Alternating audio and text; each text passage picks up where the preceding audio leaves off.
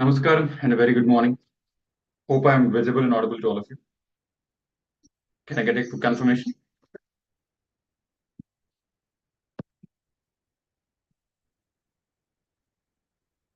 Thank you for the confirmation. We'll start the session in a minute.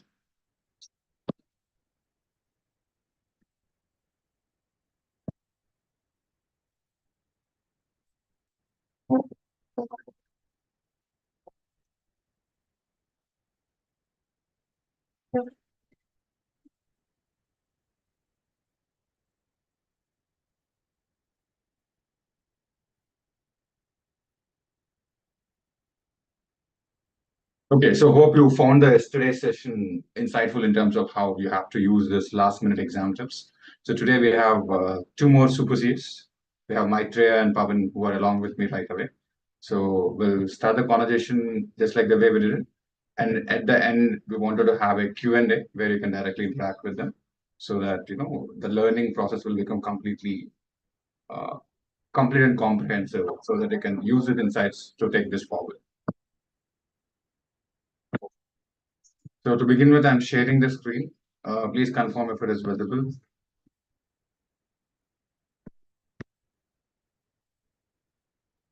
Maitreya, you can join me. Come. So we have CA Maitreya currently working with Grant Thornton in internal audit, right? Yes, GRO. GRO, okay.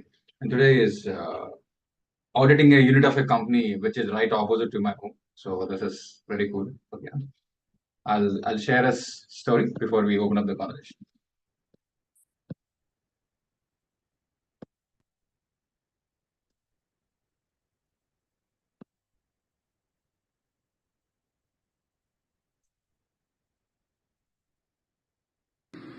Hi friends, I have qualified as chartered accountant in this November 23 attempt. Actually, I wanted to join this Himlife School mentorship in May 23 attempt only, but due to different reasons, I am not able to join in May 23 attempt for the mentorship of Himkan sir. After that, in November 23 attempt, I called to the super student mentor, and they guided me accordingly to join the mentorship of Himkan sir.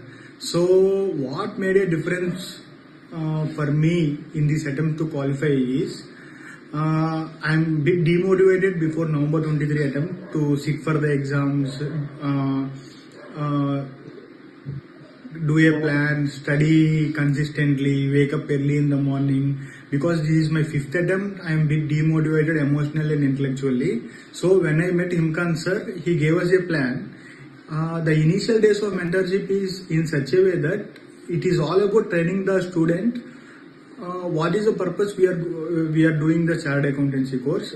How to not get exhausted till the exams. It is a long period of 6 months that we need to work hard to clear the exam. So the initial 3 months or the initial 2 months is all about training the brain and is all about getting habituated to a schedule. So the morning calls or the breathing block technique or the color coding technique he has introduced are very helpful for me. And one thing which I want to tell is I am a working professional.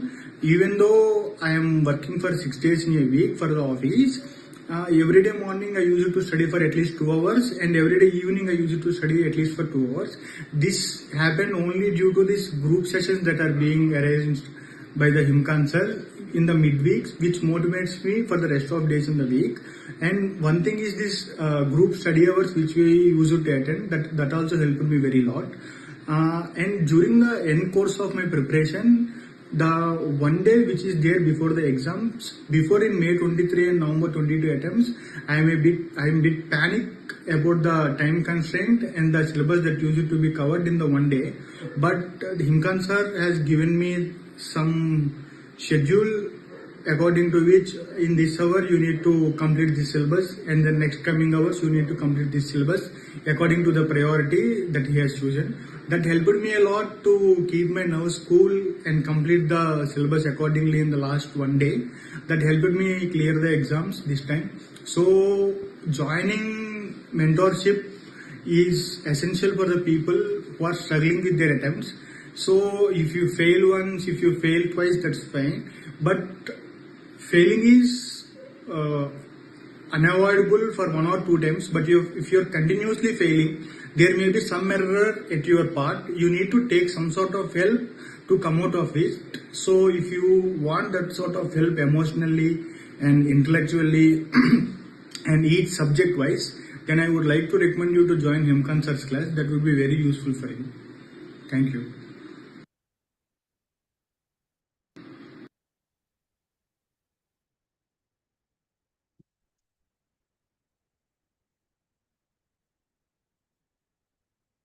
So Maitreya, it's a cool idea to, listen to yourself, Yes, yes. speaking to yourself. So, uh, all of the previous students always talk about it. There's a point where they'll have to listen to their own video while you're explaining it. So yeah, I think you got there. I'm happy that you did.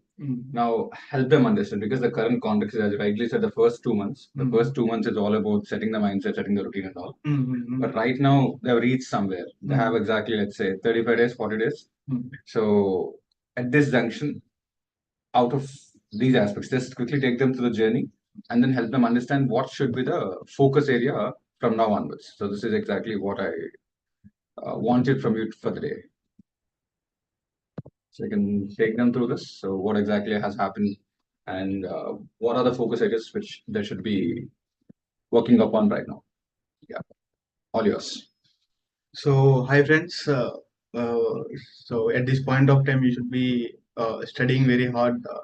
Somebody will be feeling exhausted. Somebody will be feeling happy that exams will be over in coming 2 to 3 weeks or somehow in the 1 month. So, as per my experience, this period is very crucial. So, what happens is there will be two phases over here. One that with the joy of completing the exam, we will be studying very hard and completing it.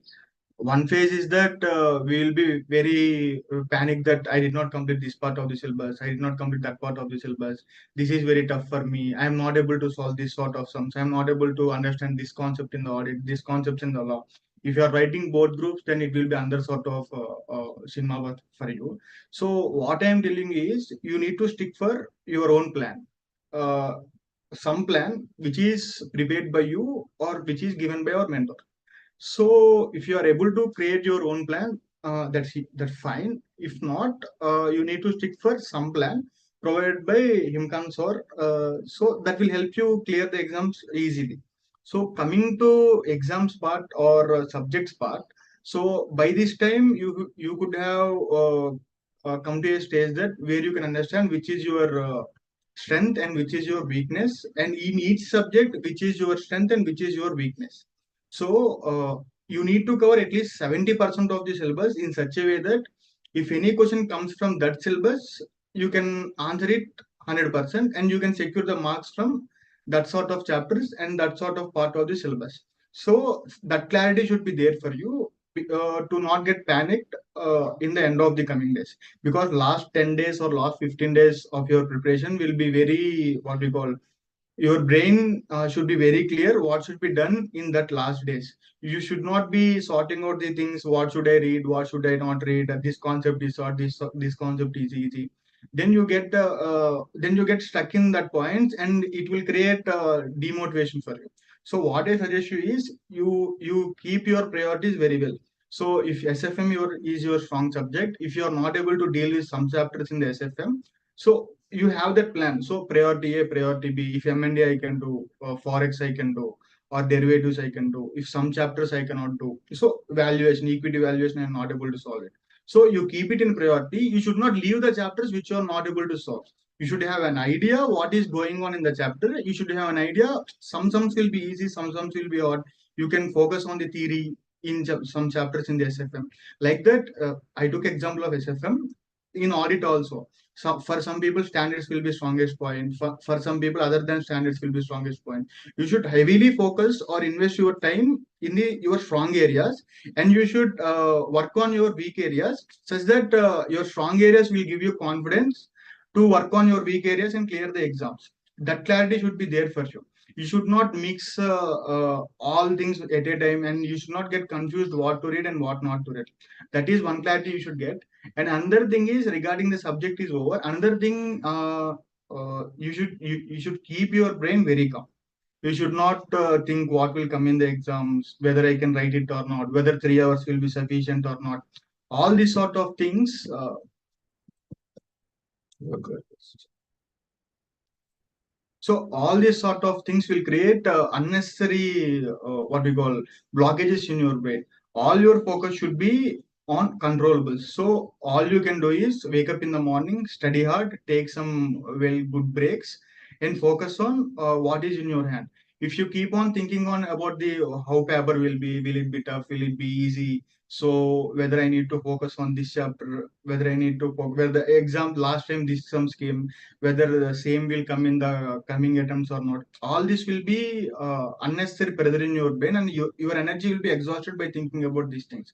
So I suggest you to cut yourselves from the noise happening around in the YouTube and nonsense. People will be coming up with different perspectives. I suggest you make your own perspective of the subject. You make your own perspective how to clear the exams. You should have some clarity how you are going to go forward and clear the exam. That clarity, you sit, you prepare your plan, you prepare your weak subject, strong subject, you prepare the chapters that you are from, you work on your weaknesses, and your exams will be easy. So stay calm, stay cool, and everything will go well. That's what I followed. I hope you also follow the same thing to clear the exams. Thank you. Cool, Mitra. Those are insightful things. But one thing which I want to understand is while you're working, how did you manage? Because a lot of full-time students think that they don't have enough time. So one, your attention is divided. Most importantly, your time is reduced. Still, how did you manage to crack it? No, so I joined job. I know that I want to clear the CA exams. I joined job knowing that I'm going to write these exams in November 23. So my priorities are very clear. My brain is shut after 6:30. I used to get up from the job after 6:30. I used to work very hard from 10 to 6:30. 6:30 I used to close my laptop, come to home and study for 2.5 hours. Early morning I used to wake up, study for 2.5 hours. I used to work hard. That's very clear. I want to earn money. I want to make my survival. So if your priorities are clear and if you have clarity, you can do that. Consciously we are joining the job. Consciously we want to clear the chartered accountancy course. Then consciously we need to manage the time. There is nothing that suddenly while doing the job something came and we are writing the exams. Day one we are knowing that we are doing the job and we need to clear the CA. Day on the day of the exam or on the day of the leave also we are knowing that we are doing the job and we are clearing the CA, and your plan should be clear.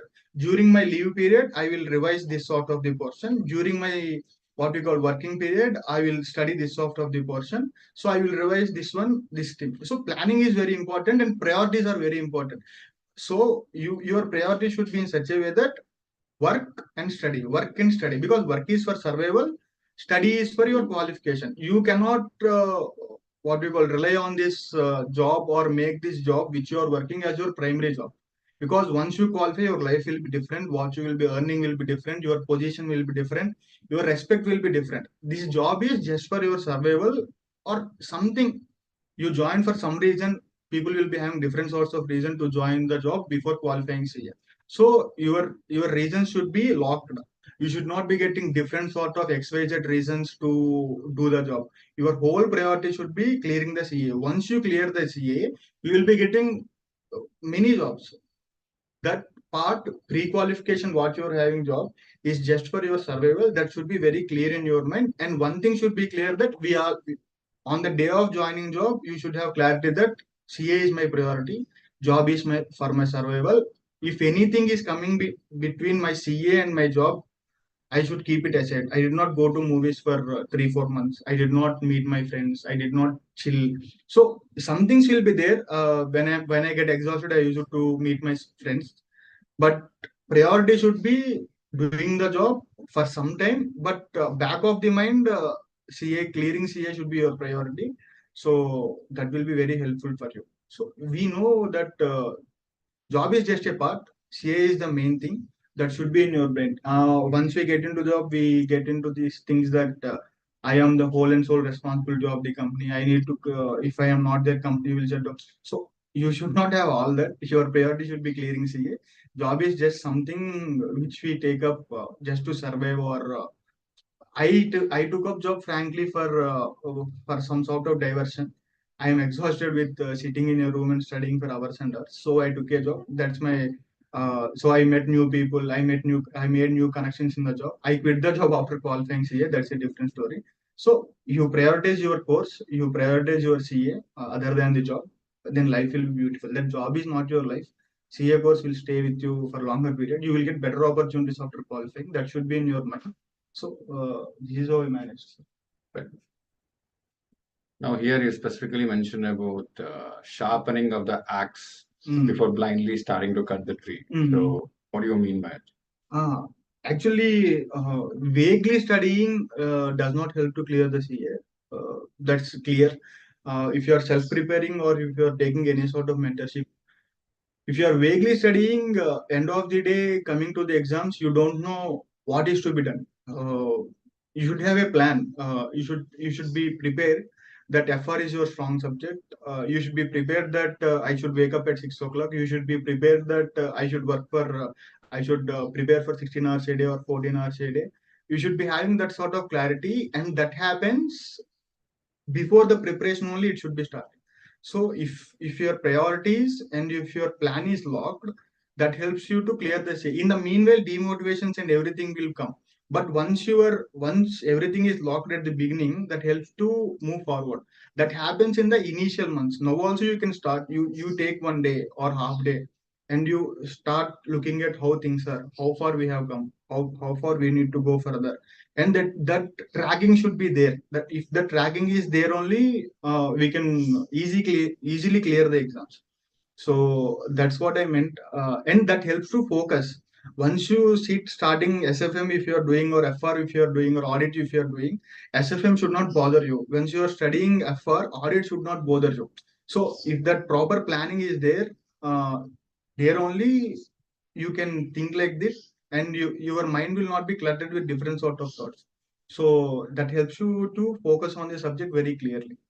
So that's what helped me. So that is what I meant. Understood. Mm. And finally, when you talk about this emotionally, intellectually, physically, why is it important to focus on all the areas? Because you just have to sit and study, right? So what made you talk about it? Actually, I can easily differentiate this emotional balance that I got after joining Him Life School or Super Student program. So I cleared my group two by myself only. I did not take any mentorship or anything. But due to no, human being goes to different phases in life. Once we start preparation, we go to different sorts of things. Different sorts of things happen in our personal life surrounding us. Uh, During my period, there is a corona stream happening here and there, so we will be hit by that. We are people, we are what we call, we are in this age where we get hit by everything. Everything influences us. What is bad, what is good, we cannot differentiate. In many attempts goes in this differentiating what will be useful for me, what will be not useful for me. So having a mentor, one thing I want to tell you is, after joining the mentorship, I did not use YouTube at all. I used to for revision classes and all, I used to pick up one teacher, stick to one teacher, and go with him. If you are not having any mentorship, you will feel like what we call something uncontrolled. So you will be watching n number of videos. You will be going to that teacher, this teacher. Somehow you will feel connected to him, connected to that. So you cannot stay focused on that. So emotionally, if we so what I mean by emotionally is, you should be very clear on your thoughts. You should have focus on what you are thinking. So with the help of a mentor, if you are going distracted, or if you are feeling demotivated, or if you are feeling restless, if you have somebody to talk to, and what we call streamline your thought process, that would be very helpful to clear the exams. So people come to know about this emotional thing when they sit in the exams. In the first 15 minutes of ticking the questions, they will know that, Array, I should have done that clearly. I should have keep my nerves cool. I should have not gone to different number of teachers for revision videos and all that. So I should not have involved in unnecessary discussions, all that. So having a mentor helps you to know all this before and clear the exams very easily. So we are around May 1st exams. Yeah, check it. May 2nd. So this is around, we are having around 1 month, 25 days. 25 days for clearing the exams. So now you clear your thoughts. You stick to one teacher, you stick to your plans, and you stick to, if you have any doubts, you can consult him. He will help you. He helped me. He will help you. You can clear the exams very easily. So that's what I mean by this emotionally intelligent. I strongly connect with this emotionally word. So it helped me very much. So it will help you to clear the exams also. Fair enough. Mhm. Now, between these three things, even yesterday I asked all the super seers over here. So, what do you think is most important? Actually, energy, where we are putting our energy is more important. So energy, people think time is important, time is important, time is important. If you sit for 16 to 18 hours on the books also, if your energy is already distracted or you are exhausted by some unnecessary thought process, we cannot clear the exams. That's very clear.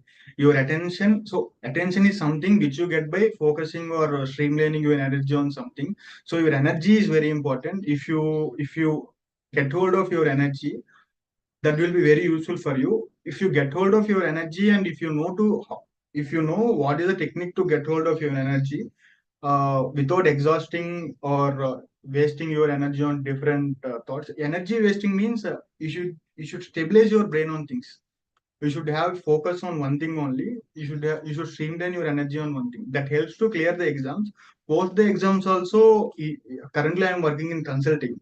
The schedules will be very hectic. The responsibility will be very high. Once you know the technique how to streamline the energy, that will help you in every part of the life to grow higher. That's what energy is the most important thing here. Understood. Great. So, apart from the joy of clearing, what is the biggest change in your life after clearing CA? How did life start taking you up? So after clearing CA, you will be listening to. You should have friends who cleared the CA. So people will be coming with different stories. But my story is that I gained heavy, what we call, tons of confidence after clearing CA. I attempted interviews left, right, center. I cleared interviews. I got n number of job opportunities. One thing, getting into the job market is very different from clearing the exams. It's a different story altogether. You will get, no, actually people think CA is for doing the job or setting up the practice. No, CA helps to do what you like in your life. What is CA helps to follow your own passion. CA gives you that Red Bull gives you wings. No, CA also gives you wings to fly high in the life. So CA gives you that confidence in the life to do whatever you want in the life. So that confidence you can gain only by CA. N number of jobs. We got into the streamline, right? If we do CA, we will get that confidence and one support in the life. We can take risks in the life. So that is what I choose. So I am having a job in stable job in one Indian company. So I took risk and I shifted for into consulting with a low package with low benefits. So I just want to explore consulting in this age. If I don't explore consulting, I cannot get into consulting by in my 30s or 35s. So I took a risk. I took a pivot and come into consulting. That is because CA only. So if I want to go into industry, I can go into industry. That is because also of CA only. So CA gives you that flexibility to have in life. If you are not qualified, that's impossible. Yeah. And you spoke a lot about the stability and mindset and all those things. Now, apart from clearing CA, so where do you think you have applied this learning from life school and career in life? So, what are the aspects where you could generalize the learnings to other dimensions of it? So this helps you. I'm having around 2-3 months of post qualification experience only. Jan 9th I qualified. So what I'm going to tell is, industry sees your subject skills. That's fine. Everybody. So I heard this from directors of this GT or PwC during the interviews. So industry gave you industry not ICA gave you certificate for your subject skills. The soft skills or attitude you need to develop by your own selves.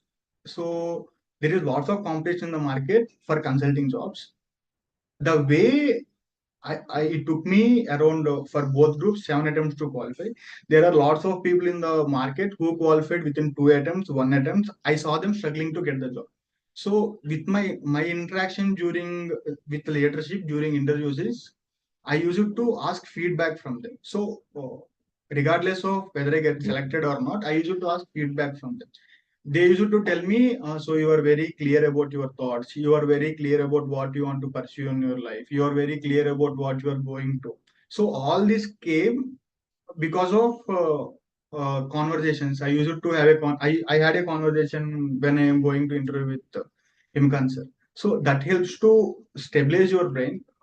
People at leadership level will know if they speak to you for around 2 to 3 minutes, they will know how is your brain working. They will easily know where are you going to go in the next 5 to 6 years. So Himlife School or Himakan sir helped me to stabilize my brain so that the leadership found me suitable for the role and they took me into the job. That's something I have learned from Himlife School. So that helped me a lot. That's nice. Mhm.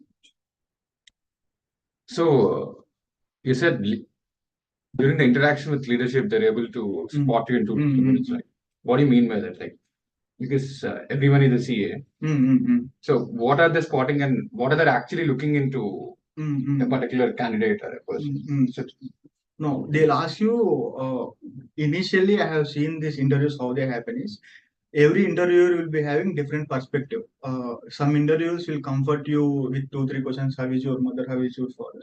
How are things going? And they'll ask you other than subject questions. They will ask you these questions: how you will deal with the teams when in the pressure season, when there is a lots of pressure happening, when one of your what we call colleague is ill, how you will handle the situations, or else they will be coming with random situations and how do you establish the controls in these situations. So basically they know that for some questions we will not be able to answer. They will be asking some sort of very difficult technical questions from the SFM or from the FR or difficult concepts. They will be knowing that we will be not able to answer that sort of questions. They will be all they want to know is how we are approaching the problem and how we are able to decode the question and how we are traveling towards the solution. If the solution is coming or not, that's a different issue.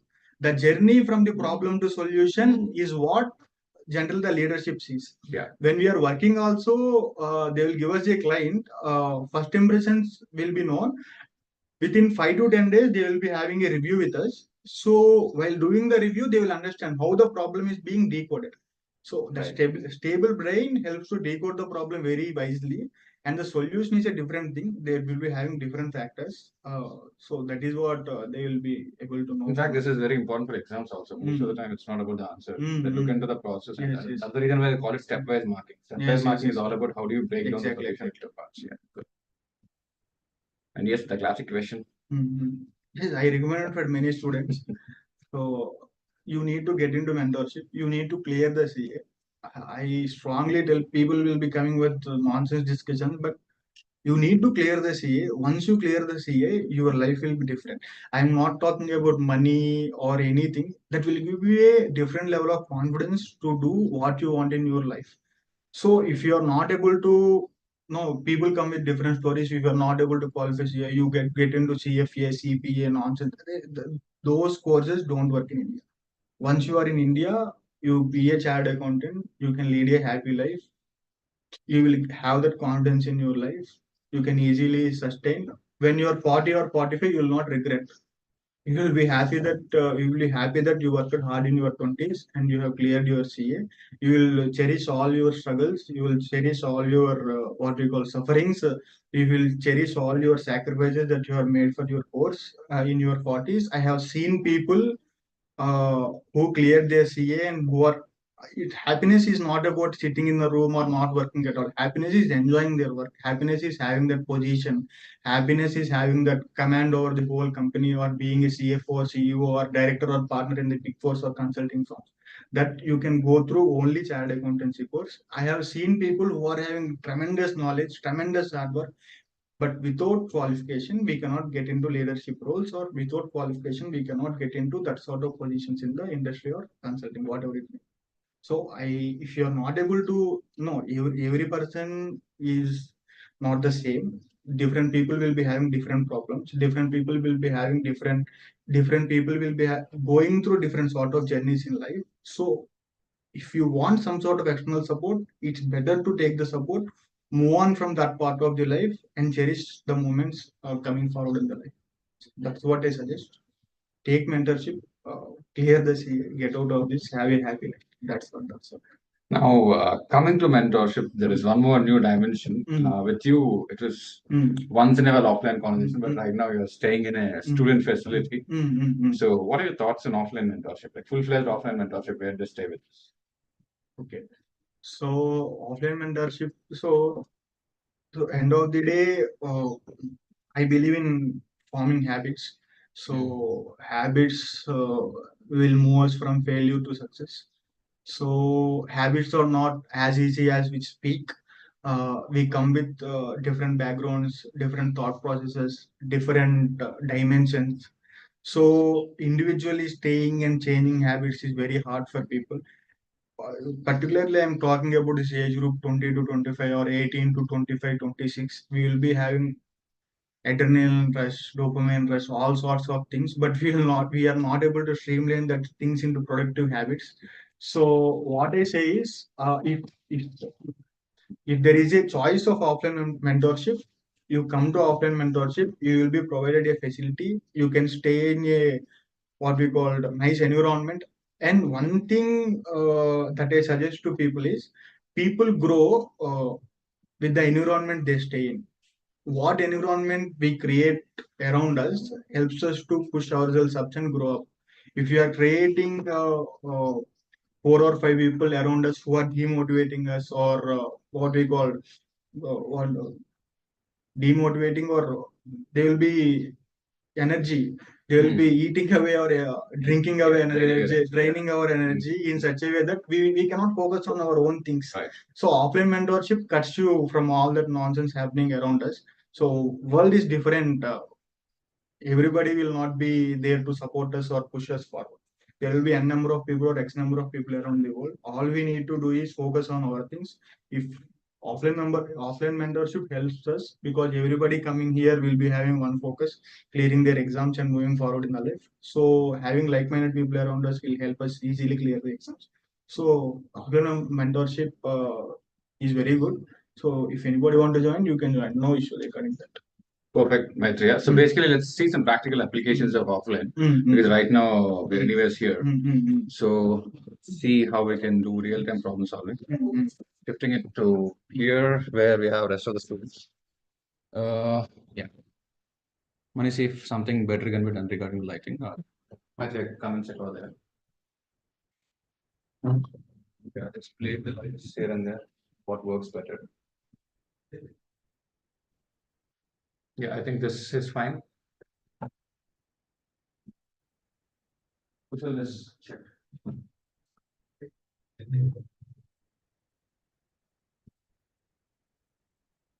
Remove all the lights.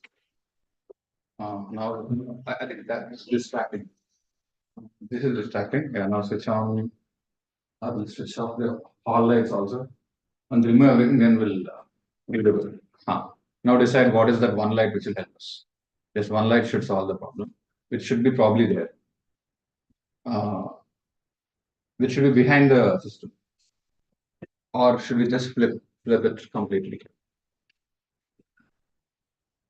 This way? Would this help? Is it better?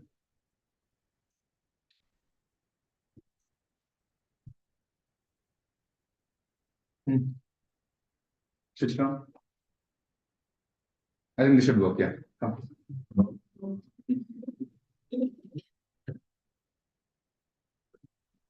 Wait, connect you.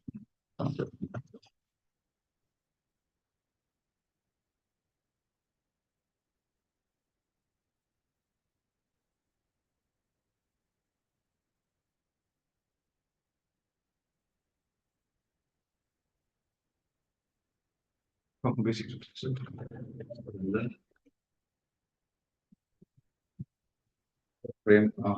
should sit somewhere. Money, Bala, better.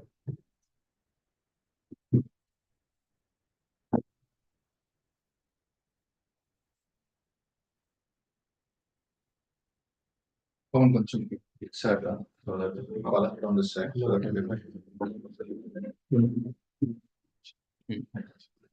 ఇక్కడ just sit over there.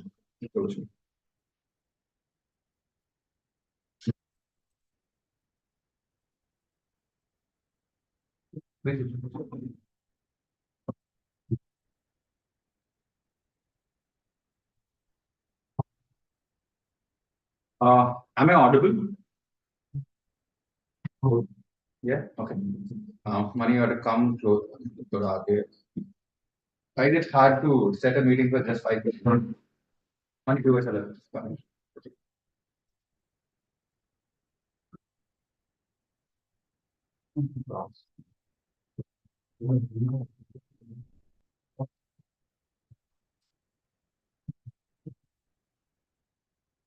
కొంచెం ఇట్లా బాగా కొంచెం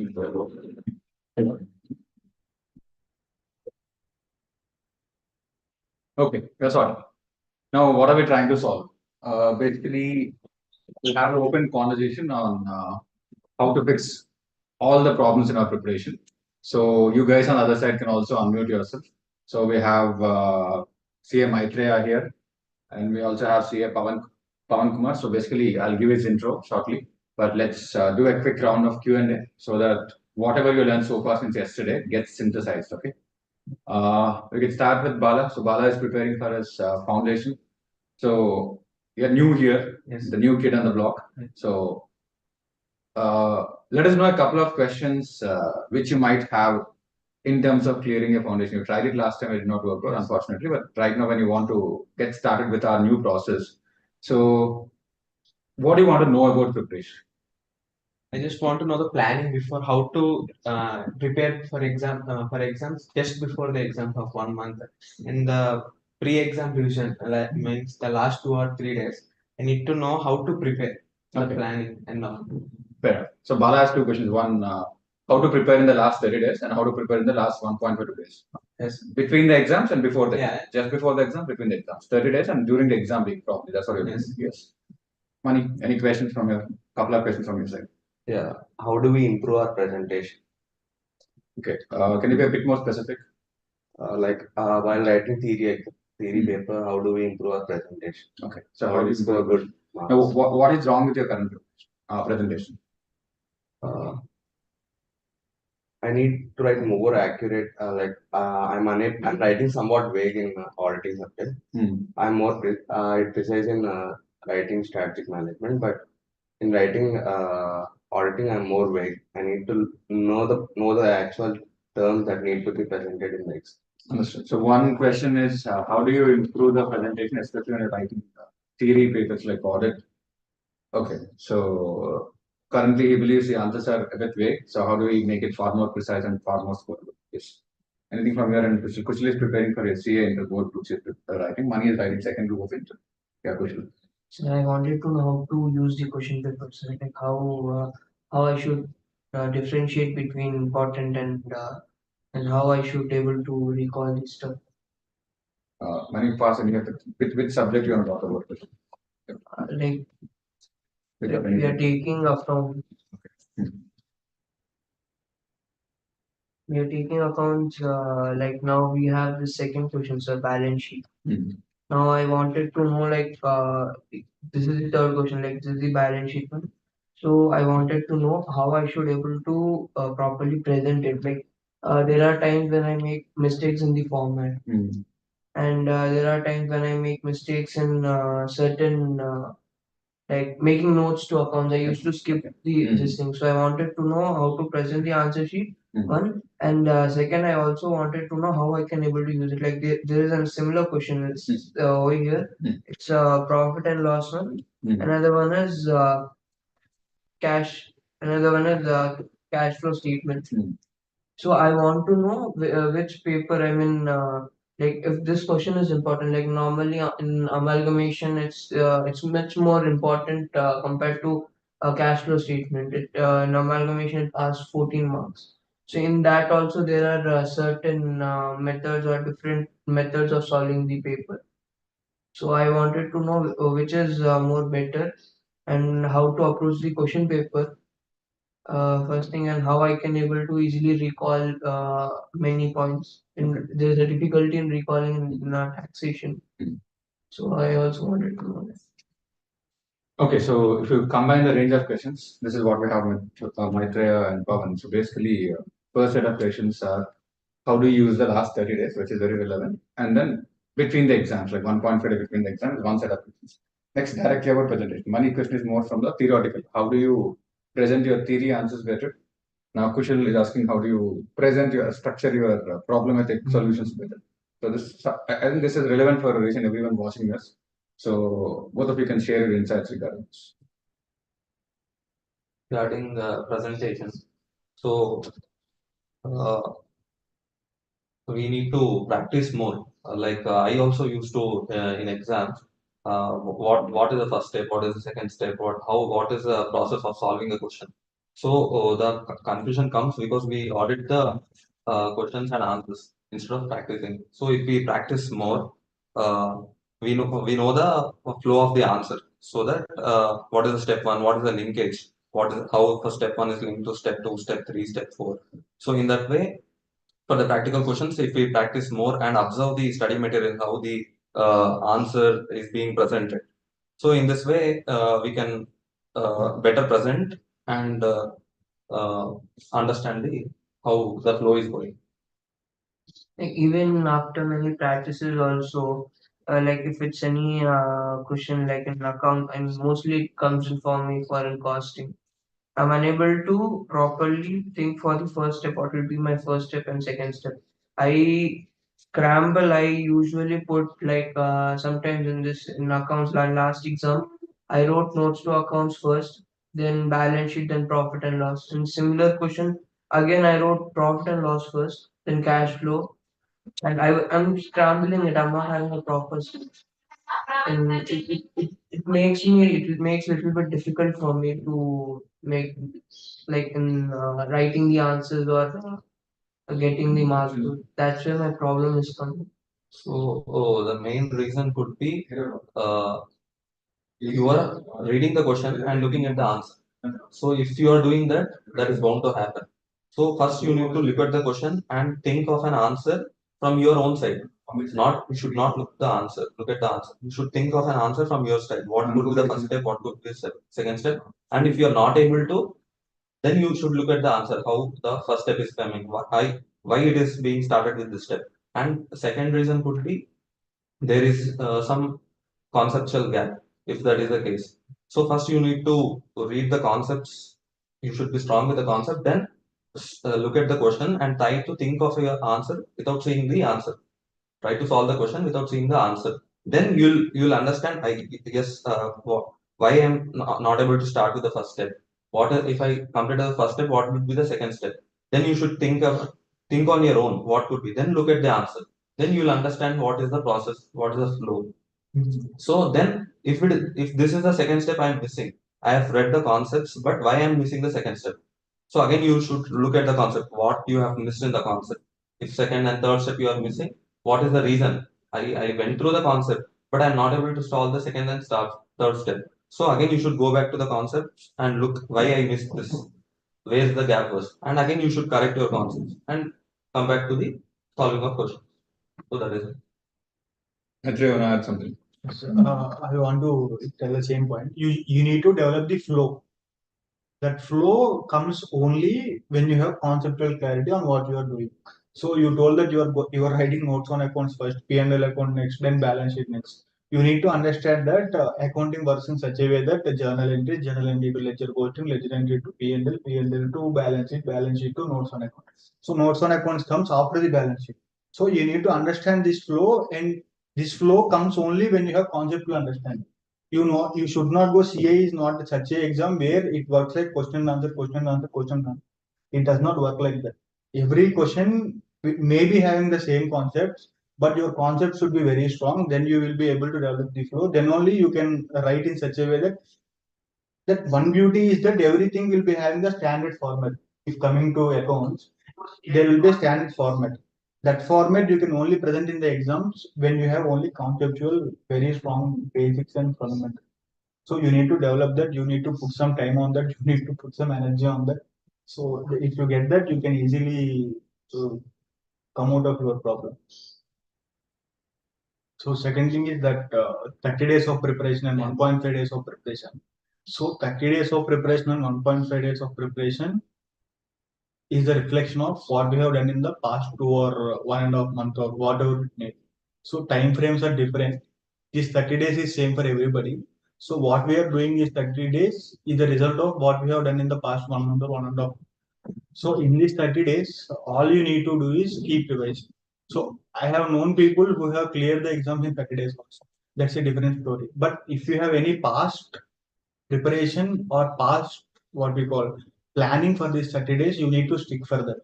You need to reconsider your plans for the each 10 days. If you are not able to do what you are supposed to do in the 10 days, you should not panic first, because it's a huge syllabus. Everything cannot be done in the 30 days. All you need to get is 50 50 50.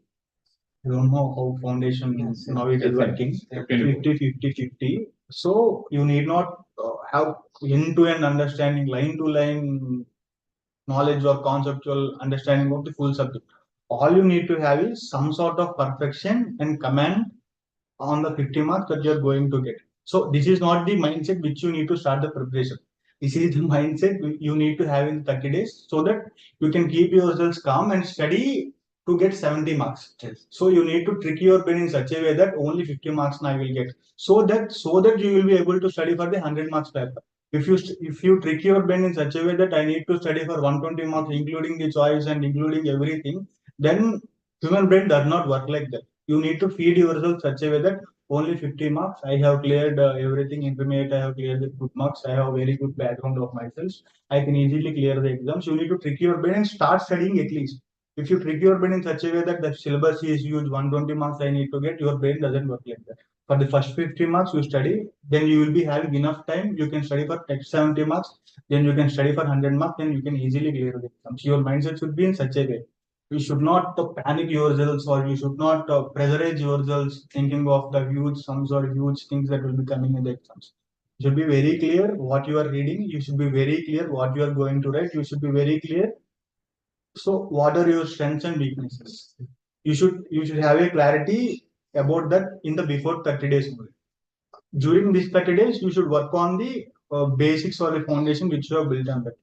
If it is not possible also, you take out 1 or 2 days of these 30 days, crucial 30 days, you build this foundation. Once the foundation is done, you can easily clear the exams. So this 1.5 days, you cannot covering 100% of the syllabus is big tricky. Things don't work like that. Same comes in this 1.5 days also. You need to divide it in the slots. First slot, 2 hours of slot. Okay, confidence is built. 10% battery will go. Next slot 20% it will go. Next slot 40% will go. You should not be sitting in the evening of the exam and thinking of the first hour that you're going to the exam. You should take it 2 hours at a time, 1.5 hour at a time. What slots you can see, and you need to build your own self. So nobody will come to help at that 1.5 day. All is about you, your brain, and how you are controlling your brain. That is the one which is going to help. So you need to take it 2 hours at a time. When it is 30 days preparation, you need to take 1 day at a time. 1 day at a time. This is the target. This one I need to complete. Yes, this is done. Happy. Next day, with that happiness and positive mindset, you need to start the next day. So if you go like that, your preparation will be taken. And I would like to add something. So in last 30 days, before 30 days, you used to read all the concepts, you used to go through everything. But in the last 30 days, you need to practice more. You should need to solve the sums, even the questions also. Now you just read before 30 days, you just read the chapters. Now how the questions are being framed, what is the trick they are asking, what are the tricky questions, what are the mistakes you are making, you need to mark and in the concept also, for example, if you are making a mistake while in the question, so you should go back to the concept and find out why I went through the concept, why I'm missing. So you need to mark those questions in the concepts also. For next time, if you're reading, you'll understand that in the concept in between, you'll understand that I made a mistake in this concept. So that you'll get an idea. And while solving the so many questions, you'll understand how the questions are being framed. By practicing more, you can mark the difficult questions. In that way, you can move ahead. To summarize, let's talk about 30 days because this is the classic question which keeps coming throughout this movie. So these guys have prepared a timetable over here, if you can see it. Many good stuff. So this is, I'm not sure if it's completely visible for you. Lighting with see if you can. Lighting పెట్టినా కూడా కనిపిస్తుంది. ఇది ఆపి అచ్చరేస్తా. I think that's okay. I understand the context. Let's leave it that way. Okay. So basically what we have in the center is a calendar which talks about each day, day 1, day 2, day 3. So we have to count from today. It's like 1, 2, 3, 4, 5, 6, 7, plus 30, 37 days. So we have 37 days of preparation, 37 days. And then exam period, it's between, let's say we're starting from here, 1st to 17th. The maximum set is 17 days, depending on you writing one group or other group. It depends on 7 to 7 days. 7 to 17 days is your exam stretch, or 8 to 17 days is exam stretch. Now, first, let's talk about this 30 days. So 30 days, 37 days are there, but let's remove 7 days for normal loss for various things. So a lot of things keep happening. So exactly how 30 days. Now, how do I look at 30 days? Now, let me redefine a day for you. I know a lot of people who make 10 lakhs per day. Yeah, I'm talking about, I'm not talking about motivational YouTube, personalities who kind of talk about it. I'm not talking about it. I'm talking about real person sitting in Hyderabad, chartered accountants who make around 10 lakhs per day. So we also know a lot of people who make 10 lakhs per year, a lot of people who never make 10 lakhs in their life. So there are a range of things. Now, if you're looking at a day, why is someone's day valued less than 1,000 rupees? Why is someone's day valued at 10 lakhs? Now, this solves everything. What you do in that given day matters, not about the day. Day is like 24 hours, 12 hours, 8 to 12 hours you sleep, and then it just expires just like that. So let's redefine a day. A day is something which creates enormous possibilities. Let's say if you can convince an interviewer on that day, you can get a job. Your income will move from 0 to 10 lakhs. Let's say you can convince someone to marry you, probably from single to settle in one single day. Or probably if you can convince one of these examiners to give you 50. So that particular exam you pass, fail to pass in just one day, right? So the power of a day is very different. So start respecting your days, start valuing your days. Please understand that, because at some point of time, you have to decide that you have to start acting like a future CA. You have to start acting like a future CA. It's very, very, very important. At one point, you need to reverse engineer your future. Please stop thinking about approaching things from the current perspective. No, I don't have this, I can't do this. If we are constantly talking about it, there is no way that you will go to the next level. I'm telling you, you should need growth or you should need improvement as bad as it can get. For example, you want to improve your personality. If that is your goal, you should be willing to sell your kidney. When I say that this is an exaggeration or extreme statement, but I'm trying to tell you how important it should be. Similarly, when you want to clear this exam, or you want to rebuild your body, you want to rebuild your mind, anything, you should need it so badly that becomes the only and most important thing of your life.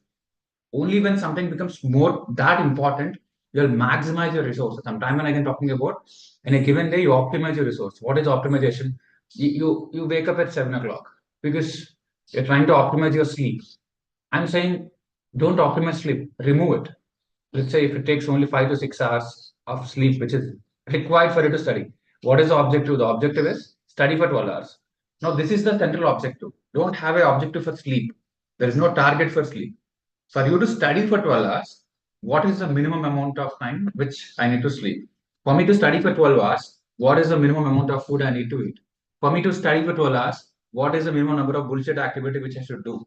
Probably you may not be able to stop everything, but this is exactly how you should think through, right? So first, redefine your day. Each day is equal to 12 to 14 hours. We're looking at 12 to 14 hours. How is this possible? When everything is removed, when everything is automated. Right now here, like we had a cook in one of our facilities since the last 5 to 7 years. I hardly spoke to her like in the entire year. I speak to her for less than 10 times. Like I'm talking about cook. Now I know people who have 2-3 conversations in a day in terms of what needs to be cooked. Now this is what I'm trying to tell you. So automate and optimize everything where there are decisions which need not be taken. Don't take. Just ignore what you are eating for the next 35-40 days. Just ignore everything. Just become a robo in a particular way that you don't have to take any decisions except studies. No non-academic decisions and non-study decisions should be completely removed. It doesn't make a fucking difference for you whether you eat paratha or puri or whatever it is. Don't get into those decisions. At a fundamental level, remove them. Let's say you don't want to eat oily food, remove them at a fundamental level. Next 30 days, I'm not going to eat it. The reason why I'm talking about food is, all I don't like to, because these are 3 decisions which you have to take every single day, 3 times at least, right? So whether it's your cook, whether it's your mom, whether it's for yourself, try to remove everything. Just try to remove everything. This is first. The other part is increase the stretch. When I say increase the stretch, try to wake up at 5 o'clock. Try hard. Not happening, just slap yourself. Just go wash your face. Just treat yourself treat your body like a bloody slave. Don't treat it like a princess. This is not the time. After exam, I'll suggest you some fabulous therapies to rejuvenate yourself, rejuvenate your soul, all of that. So I get massages done. I recommend massages for my students. So that is all there. So we treat our body in a different way after the exam. Right now, it's a slave to our mind. Okay. So remove the need for your bodily pleasures or bodily maintenance. It should be neutralized to zero. Literally a slave. It should not have any need of its own. Zero need for your body. Only maintain it to such an extent that it doesn't fall sick. Make sure it doesn't fall sick. It is an art of exploiting a body to trigger what has to happen to your brain, since it's a limited time thing. I'm not saying it forever. You don't have to do it forever. I'm talking about 30 days. Understand it, okay? Don't succumb to your bodily needs or bodily pleasures, at least for the next 30 or 40 days. The moment you do these 2 things, one thing will happen. Each day will become 12 to 14 hours. Now, 12 to 14 hours into 30 days is equal to 420 hours or 400 hours. Now, you look at this equation. You have 400 hours. Now, in this 400 hours, what are you supposed to complete? We have the syllabus here and here, right? We have the syllabus. Now, if you look at the syllabus, I'm sure all of you would have done at least 40% each subject. At least 40% should have been completed in each paper. If I haven't done it, forget about the paper. See, I'm no longer talking about whether it can be done or not. Even if you're starting from ground zero, I can help you clear, but I don't want to help people who are so irresponsible or idiotic that even 40% is not even done till now. It's not a question of capability, because because as a chartered accountant, I don't want some random and stupid people entering into this profession. I'm very sure about it. It's not a question of capability. Please understand, because we don't have donations, right? Like other courses, you donate something, and then it doesn't matter what you do, you get a certificate or you get an admission, right? We don't have that. I respect that fact. So I don't want to bypass certain things. I won't see that what we do in mentorship is we accelerate your potential on the top of your hard work. It's not a substitute your hard work. Now, that is the reason why my response to different people will be very different. Now, when people are not doing the base level hard work, we don't even care. Because only when you do the base level hard work, on the top of it, we'll try to accelerate something. So first of all, you should ensure your fundamental responsibility is to ensure you're studying for at least 12 to 14 hours every single day for the next 30 days. This is exactly what you have to do. Now, once this is done, most of the problems which are revolving in your mind are automatically resolved. The reason why they're not getting resolved is because you're not doing enough to get to a point where they can get resolved. Now it's a straight line. You're looking at it. You probably are thinking it is here. No, I'm saying it is right here. You just have to go in a straight line. You're assuming that they are here. I can't jump. I don't have the access to things which are at a height. I'm saying there is a straight line. Do it for a week. Look at the number of problems you have. Most of them will get resolved. When you say it's a understanding gap, read it twice in the same day. Read it thrice in the same day and tell me one topic in the entire CS syllabus which you can't understand. you don't have a single chapter which cannot be understood when you spend more than 25 hours.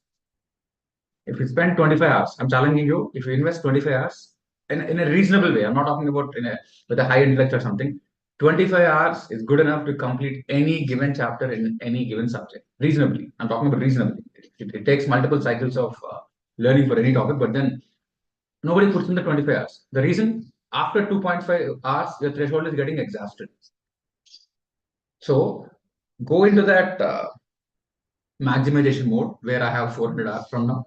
And the game is simple, right? 3 hours into 3 papers, 9 hours. You're using 400 hours to prepare for this 9 hours or 18 hours. Please don't get carried away by 400 hours. This is nobody cares about 400 hours. Only during those 9 hours. Now, 9 hours is from input side. From the output side, it's 30 minutes, right? Your paper gets evaluated in 30 to 50 minutes normally on average. So 400 hours here, 9 hours here, probably 3 hours here. Somebody is deciding whether he'll become a CA or not in just 3 hours. So your game plan should be, how should I behave in those 3 hours, or what is the output metric which has to be prepared for those 3 hours? Start preparing for those 3 hours. Don't still drown in what has to be done in this 400 hours. It's done. It should have it should have been sorted. Now there is no longer strategy for what needs to be done for 300 hours. The focus is on what needs to be strategized for those 3 hours, where somebody is giving you attention to your paper to decide whether you are going to become a chartered accountant or not.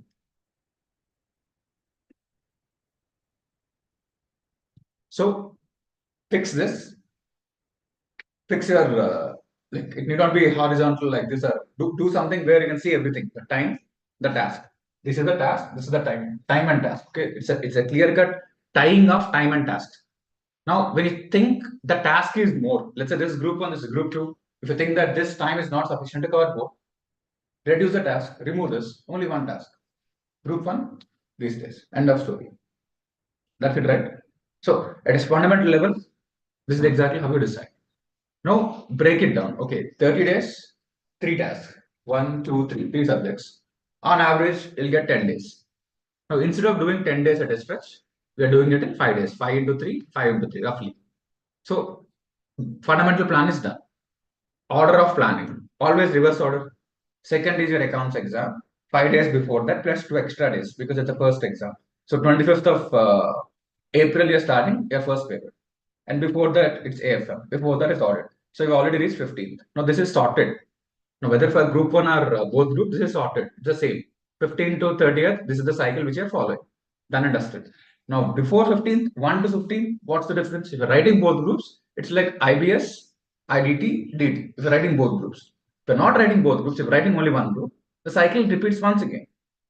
FM, FR, AFM, and your audit. That's it.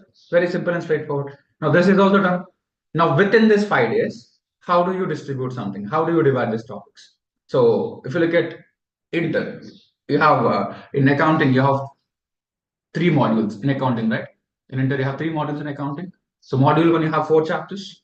Now one could be Introduction to Accounting Standards, presentation and presentation of financial statements, applicability of Ind AS, and 4 is disclosure based Ind AS. 4 chapters. Now these 4 chapters are giving you basics. Now you should know that even after completing these 4 chapters, the weightage could be only 25 minutes because these are basics. Easy to bind up. So don't give it more than a day. Although it looks like 4 chapters, you're not giving it more than a day. So please be conscious about it. Now before we get into the priority wise, let's look at module wise. Like look at one module. Okay, accounts has 3 modules in Inter. Module 1, module 2, module 3. So normal average is 33 into 3. But probably this is not the case because these are less weighted topics. The topics are also less. Only 4 chapters here. Then module 1 is removed. Now module 2, what would it have? Since we talk about the introduction of accounting standards, you have asset-based Ind AS, liability-based Ind AS, revenue-based Ind AS, other Ind AS, and Ind AS affecting items of financial statement. So once you notice that there are 5 different categories of Ind AS, you know that this is going to get you 45 to 50 marks. So module 2 becomes the most important module by default. Because once this module is occupying so much and the other module already has 20-25 marks, module 3 obviously will be the second. So module 2 is the most important. Module 3 is the next important. Module 1 is reasonably important in terms of that order. So one way is let's finish module 1 on one day itself where I understand the basics. I also complete something. I'll be able to answer things. So this is done and dusted. But between module 2 and module 3, focus on what is that module where you're comfortable. Because module 3, if you look at it, module 3 will have buyback of securities, amalgamation, reconstruction, accounting for branches, including foreign branches, all of that. So it is largely linked to the company accounts, right? So this, I just can't simply say that accounting standards are important, just finish them. What if you're comfortable with your company accounts since a final account since foundation? So probably leverage upon that. Don't blindly focus on the weightage. So 3 modules, you decide what is that pet module for you and you finish it off accordingly. So you're understanding. So similarly for auditing whether it's inter or final, the first module always has the basics. No matter whether it's inter or final, you can go and check both the syllabuses. It talks about nature, scope, and objective of audit. Then it talks about audit planning strategy, and it talks about risk assessment and internal control. It talks about audit evidence. It talks about audit documentation. This set of chapters are the basic. Now, this won't have significant weightage, but then they'll help you to build the basics of audit, and you can score them reasonably well. So there are only so many papers. Accordingly, you have a broad idea, broad understanding. So the 4 or 5 days which you have, divide them accordingly. As simple as that. So this is exactly how we are operating the entire 30 days. And the most important lesson which you have to take is source, single source. You cannot study even a single book completely. Start removing sources. Don't start finding sources. Only idiots will start finding new sources before the exam. The game is removing the sources, not finding one more book which has the 32 important questions or one more latest revision module or whatever. Okay, whatever bullshit that is. So focus on removing sources. This is the time to reduce. Less is more. Less is more. Okay, reduce, revise. Like reduce, revise. This is the game. Reduce the content, start revising. Be wise and revise. This is the game, right? So if you make these fundamental changes, you'll feel some level of tightness. You'll feel some level of tightness in your preparation. As Maitreya rightly said, don't start chasing that unknown random new strategies. Please understand that it does not exist, right? It does not exist. What could change? You're trying to bypass hardware. How is it possible? You understand? Now let's say if you're like, I want to clear without studying, which actually means I want to, I want to satisfy my hunger without food. Now this is a possibility, but please understand what you're trying. So somebody can clear without studying, but that's harder than studying. If you want to satisfy your hunger without food, that's harder than eating food. That is possible, but that requires a different capacity. That requires a different intellectual capacity. I'm still saying without studying also can clear, but studying is the simplest way to clear an exam. Without studying, your intellectual ability, which we call the fluidic intelligence, has to operate at a level where you cannot even imagine that intelligence exists at that point of time, at that level. So when you're not even able to do something simple, why are you trying to find alternatives which are not even practically feasible?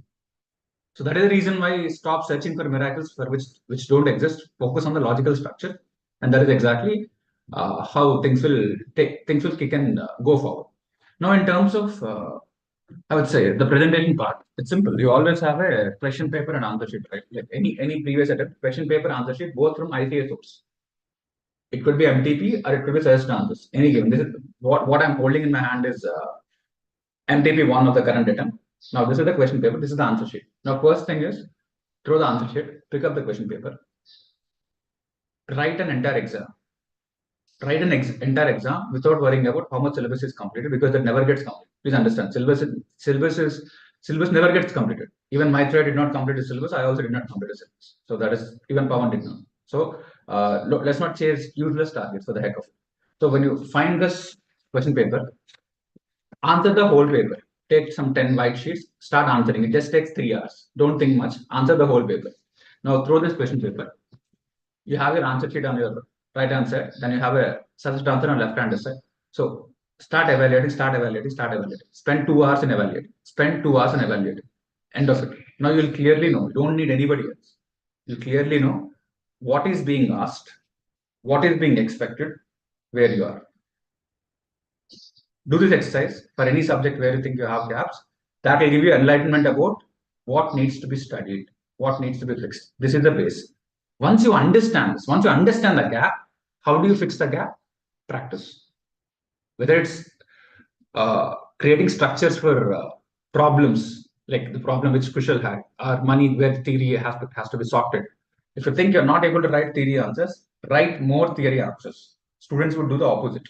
I'm not comfortable with this, I don't do this. No, when you're not comfortable, you start doing more of it so that you'll become comfortable.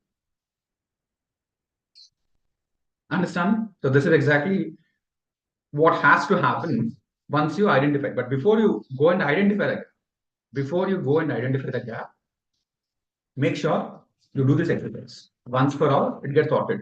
So I'm giving you some very generic tips to think flatly and clearly. Now, all of this is included in the process. Okay? Everything is inherently included in the process of your day-end revision, mid-day revision, or previous day revision, exam mistake tracking. Everything is included. But I'm removing all of that, where you don't have to remove any single technique. I'm helping you build a process in your mind from scratch without any reference to techniques. Getting it? So even if you're resetting everything, restarting everything, this is how you can do it. Now, one last thing which we can do for you. Now, again, I'm not asking anyone to come down, but if at all still you're struggling with your routine and mindset, still you need some help, still you believe you want to clear, if you need additional intervention, check with Srinath, like the 7075985970. Probably today is the last day because we don't want last minute nonsense in accommodating people. Probably last day because I don't know. We realized that we didn't want to take any more people, but in case if you have a valid reason of coming, so check with him once, and probably if at all you are not able to solve, otherwise stay there because here we don't want more crowd. That is something which I'm very clear. But in case if you think by moving here it will save your attempt, probably will think about it. Okay. So the whole point is understand that the pressure which you are feeling is quite normal, and the natural response to your pressure is escaping it. Escapism is a fantastic mechanism the body has built. Like you saw a lion, what you should do? Escape. You saw a lizard, escape. You saw a cockroach, escape. You saw an exam, escape. You're understanding? Now this is escapism. Now how do you train? You have to live in the jungle. There's a lion. You cannot escape, right? What do people do? Spartans. You watch the movie. Now they train. They make you face that lion, fight that lion. Probably in the process, a few of them might get killed here and there. That's okay. But then, in general, your ability to fight a lion makes you or gives you the survival skills. Your ability to fight fear, your ability to fight exams, give you the survival instincts. Where tomorrow you can go and present yourself. Because see, you don't want to be rejected. Now, why don't you want to be rejected? Because you're not ready. Why are you not ready? You're not prepared. So that's the whole thing. Now, why are you trying to protect an identity which does not exist? You don't even have an identity. Nobody cares. Now, when you say fear of failure, nobody gives a damn about your failure because you don't exist for the world. Unless you clear 3, unless you come into the job market, unless you have a job which is backed by your own idea, which could be a startup, or by somebody's idea, which could be an established company, you don't practically exist for the world. Just because you have an Aadhaar card, that doesn't mean you have an identity. ID card is not an identity, right? You're talking about a different identity. So don't care about your, what will people think if I fail? They don't give a damn. Please understand. Just because they ask on the results day what happened, it's not that they're interested in it. They're not. Nobody. They're practically attention is the most costliest thing on the planet right now. Nobody gives you attention unnecessarily. Okay. So even if you fail or something, the world forgets about it conveniently. Nobody keeps a count of attempts. I don't even know the attempts of the students. Just in a context, we talk about it as given previous attempts, but otherwise nobody cares. In the real market, nobody cares. So even if you fail, what is there in it? Let's say if you're looking at fear of failure is what is bothering you. I'm telling you, might fail. Everyone might fail. Harry might fail, Prasanna might fail, Twinkle might fail. Everyone might fail. Who's stopping it? So if you are failing, I'm also failing. I also might fail. What is there in this? Now why are we putting in all of this efforts and all of that? Because we know that this is the kind of effort we are putting in. And this is what it is. We can't do anything beyond it, right? What can I do? See, if I have to look at it, what can I do as a mentor? Everything in our capacity we are doing.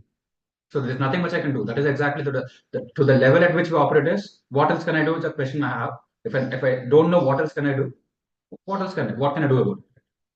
So this is exactly what you do. Now, when you're not able to take responsibility individually for your own failure, imagine somebody, who would like to take a social responsibility. This is being live streamed. You're all there.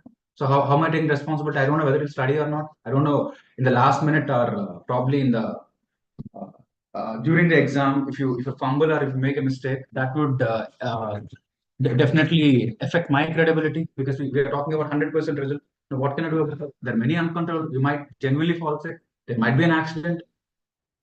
You might have genuinely tried everything, but what if you get, say, 295 instead of 300? Those are all possibilities. Now, how do you process it? I don't do anything about it. What can you do about it? This is how you came in. This is what we have done. This is what we have done. This is the level of improvement. Everything is done. That's it. I can't do anything about it. Right? What do you do? If you know that you will pass for sure, that is called BCom. So accept your worst probability. Accept it once. Don't fail every day. Accept it once and just let it go like that.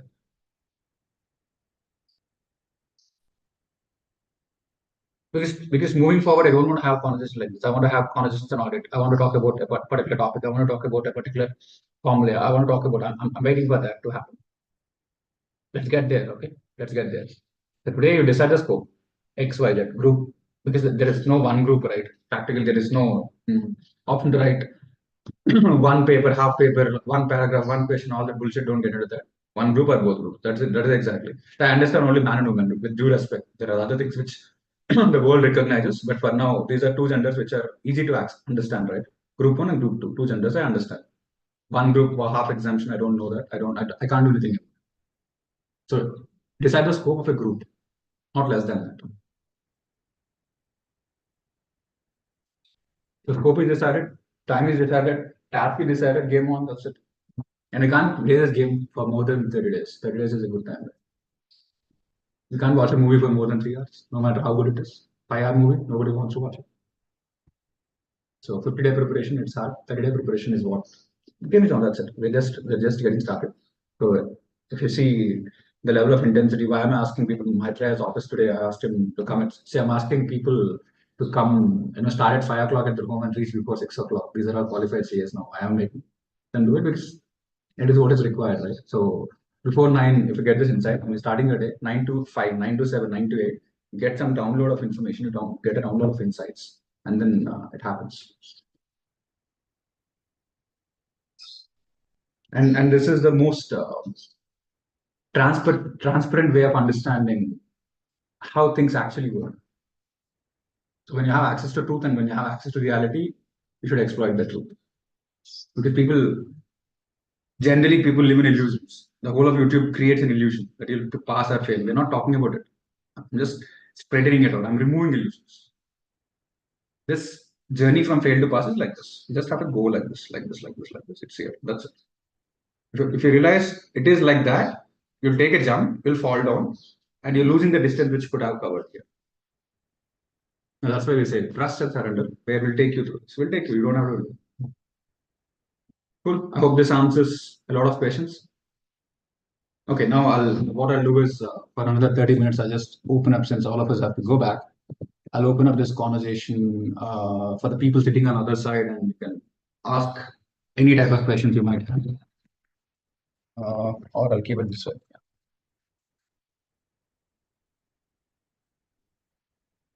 So yeah, you can ask your questions. Unmute yourself and ask a question. Where are we?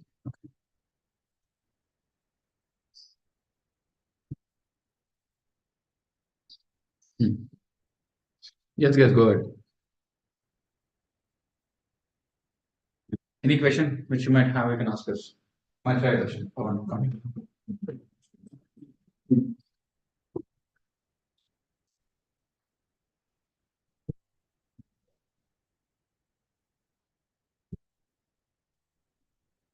Hello, Absolutely. am I audible? Yes, yes. Go ahead. So, how to calm mind? Like while I'm doing some topic, it's continuously back of the mind. Like, will I able to do? Like, I have made the plan. Like, I have to do these in 10 days. I have to do this chapter. But when I do, it continuously stays in the mind. Like, will I able to do it? Will I able to like complete in this time? If I have analyzed like if I don't think about this, I will able to do it. But once I get that in mind, it takes time. So how can I shift my focus from unnecessary things to that doing the topic, not thinking about the that it will not be done or like this. How can I shift my focus? like that. Yes, from yes. unnecessary noise. Okay. It's a general phenomena. It happens with everybody. It happened with us also. Everybody preparing for the exams will be having that thought. Will I be able to complete the given syllabus or lock target as per my own plan? So all you need to do is you need to stabilize your brain in such a way that you need to have targets in such a way that targets for the whole day, targets for 1 hour. So you need to, it's all about tricking your own brain. You need to frame your own brain that this 1 hour should be productive for me. You work for 1 hour, study for 1 hour, that 1 hour will be completed. You reward yourself with something, you have break of 10 minutes, have a nice walk, sit back, study, sit back, study. That is the only thing that can be done to this is noise that is created in the brain. So to shut down that noise, you need to control your brain in such a way that you need to reward your brain with ample breaks and hard work to complete the syllabus that you plan. So this plan works mostly. This helpful for me. I used to study for 1.5 hour or 2 hours or some slot that I plan according to my mood per day. So there is something which is everything need not be that sort of structured and everything. So you make it flexible for yourself as per your mood, but everything you need to do is you need to study. So you break your days into halves, you break your days into hours. You study that what you have planned to study that in hour, and you reward yourselves for around 5 minutes or 10 minutes or 15 minutes, and you get back to study. So that helps to shut down your noise in the brain, and you can further get into the and it builds some confidence also. When you are sitting here and thinking about that the syllabus will be completed at the end of the day, 5 o'clock or 6 o'clock, you can never study. You need to sit. It is 8 o'clock today, so by 9 o'clock or 9:30, you need to complete some syllabus, and you need to be thinking about that what should be done at 9:30 only. If you complete by 9:30 some syllabus, then you give yourself some break of around 10 to 15 minutes. You start at 10 or 10:15. You think about 12:30.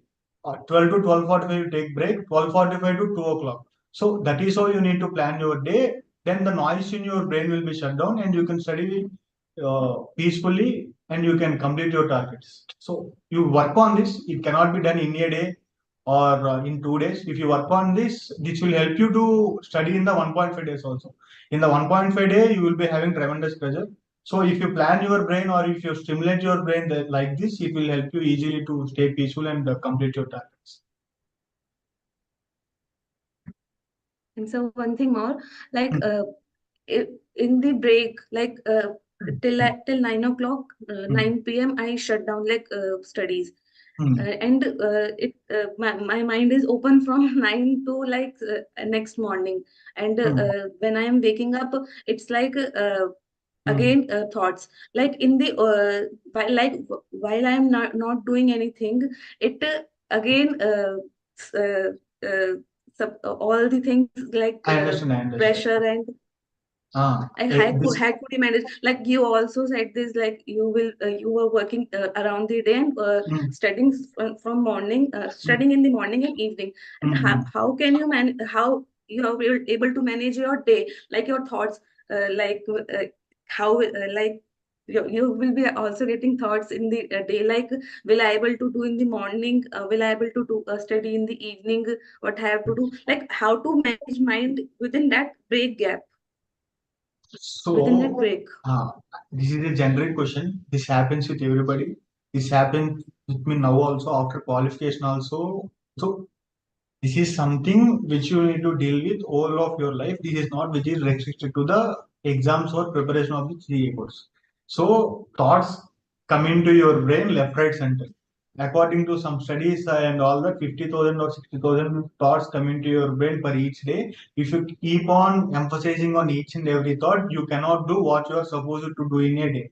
So let it be. Let tons of thoughts come to you. You make yourself strong that you will be prioritizing your own schedule. You will be prioritizing your own peace. You will be prioritizing your own self and your own preparation. So that can be done by yourself only by keeping yourself calm.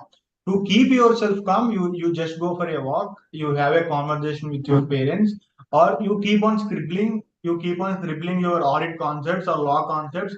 If your brain is pushing you somewhere else into the wrong direction, it's not something wrong if your brain is telling. If your brain is pushing you to left side, you want to go to right side, you put some effort on yourself and go to right side and make things happen.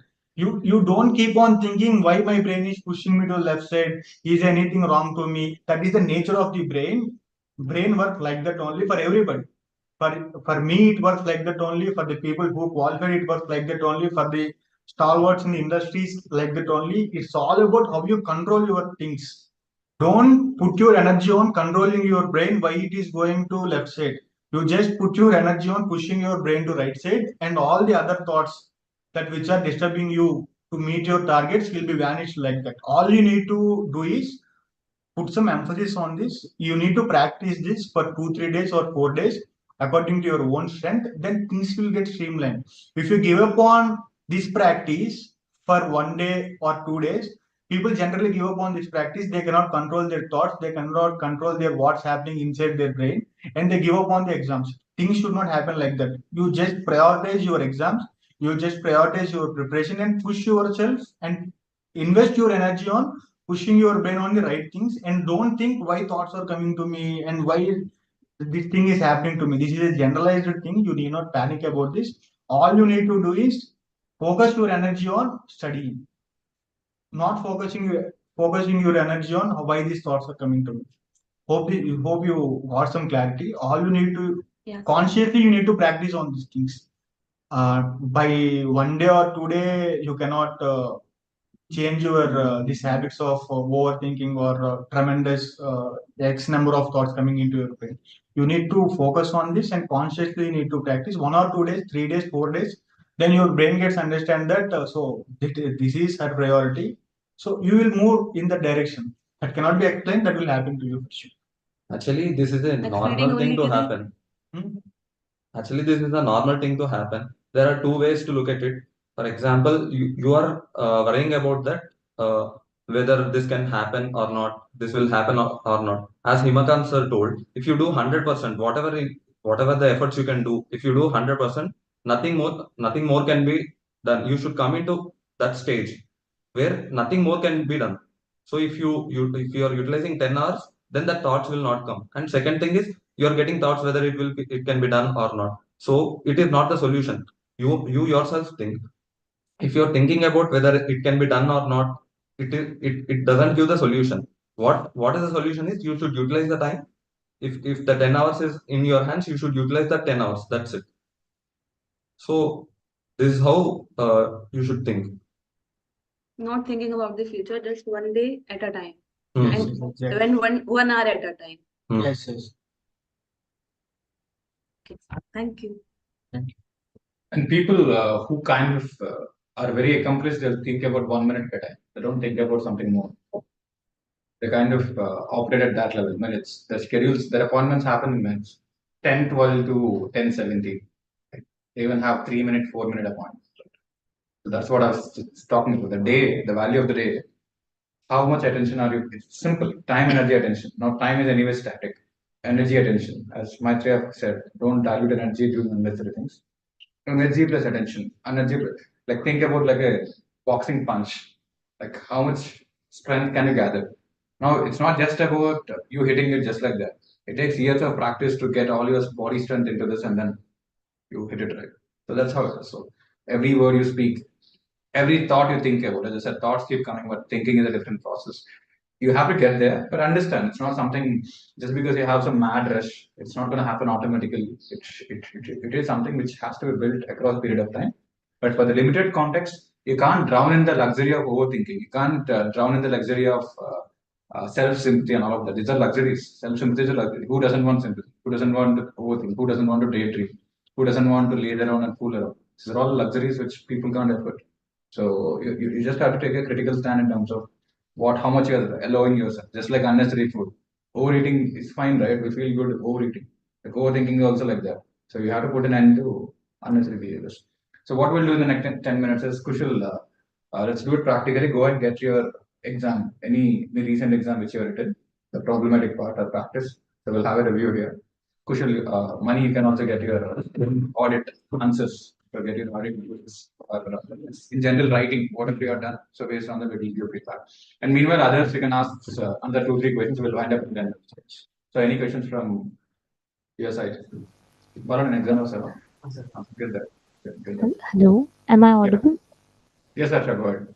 Yes, sir. So I just wanted to know that am I on the right track of thinking? So right now my 40 marks of syllabus for FR is done, and 70 to 80 syllabus for FM and audit is done. So right now the 30 mark syllabus for FR is bothering me. But for now what I'm thinking is कि coming 5 days I should spend on that 30 marks, and it is doable. 50 hours is all I need for it. Color coding technique के basis पे I decided that. तो मतलब give my rigorous मतलब attempt to it, and 5 days is all I'm thinking about कि 30 marks का syllabus should be done by that. And talking about the questions that I can do on the later part when I'll be like done with the 30 mark syllabus, because questions for all the subjects are remaining. For all the subjects I So need which to means nothing is done. When it says 70%, nothing is done. Please understand. What is 70?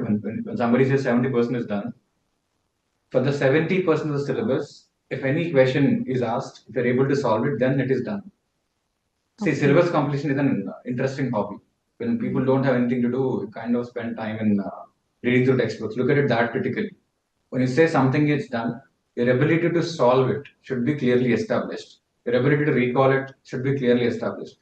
If you're flipping the pages, what is that? And we literally have a flipping competition just like that. Right? So people do it inefficiently. Let's say you take a book and flip around for 10 days. You think I have invested 10 days, so something is done. No, your ability to solve a question is the only metric. For the rest of you also, guys, they say 40% and 50% done. The color coding sheet is only indicative for you to get some calm, for you to prioritize. Color coding sheet is not something which will help you to move on. It will help you to start something. Okay, this chapter is reasonably done. So let me go back and focus on practicing questions if I have not done it. So your ability to solve a question is the only metric. Okay. Go to test your knowledge questions, test your understanding questions, solve all of them. If you're not able to solve 70% of them with reasonable accuracy, then the chapter is not. That is exactly how you look at it. So in your case, go back and focus on the 70%, start solving questions of the entire 70%. The remaining 30%, don't worry. Don't worry about what is not done and what cannot be done. So get to a point where you kind of spend that time on cracking questions or solving questions. So this is for everyone. That's a good question. Okay, thank you, sir.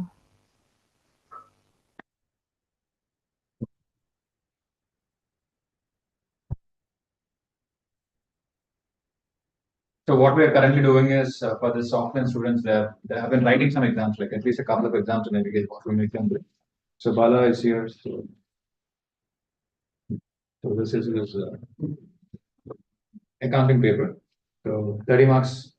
100 marks. Okay. And the objective is Objective. and then only for the first question you have it, right? The Yeah, first yeah, session. yes. Okay. So this is plain vanilla in terms of solving the paper.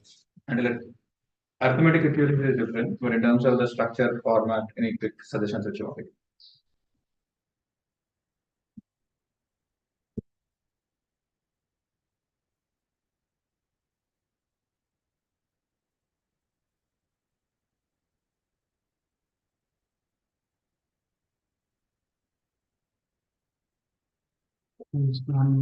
Yes.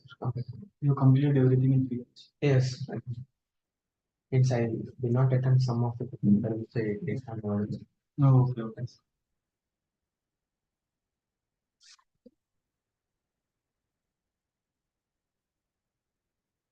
So one thing which I can quickly notice is, okay, since you're not able to see this, is striking of a lot of figures in the answer sheet, which means it's not thinking. So when I say not thinking, you should not react to the question paper, respond. Like, see, question paper has 3 components. One is, or 4 maybe, reading time, processing time, thinking time, writing time. Reading, processing, thinking, writing. Least amount of time should be going for writing. Least amount of time should be going for writing, because writing is not a, see, you're not expected to be a typist. Writing is like typing, right? Please understand the analogy. Writing is like typing. Now, it's not a typist job where somebody looks at how fast you can type or how much you can write. It's an author's job. What you write is important, right? So, which means there is an element of processing involved. So, in this answer sheet, which I can see, there is a sense of hurry to answer a particular question. So that has to be slightly reduced. So you look at the question. Oh, you might be right. I'm not saying you'll be wrong. You might be right. But what is the short way or a certain way of you not going wrong? Is making sure you kind of process it appropriately. Give it the same amount of time. Like, see, the best way to avoid accident is always stop at the signal. Whether somebody is there or not, don't assume. Always stop at the signal.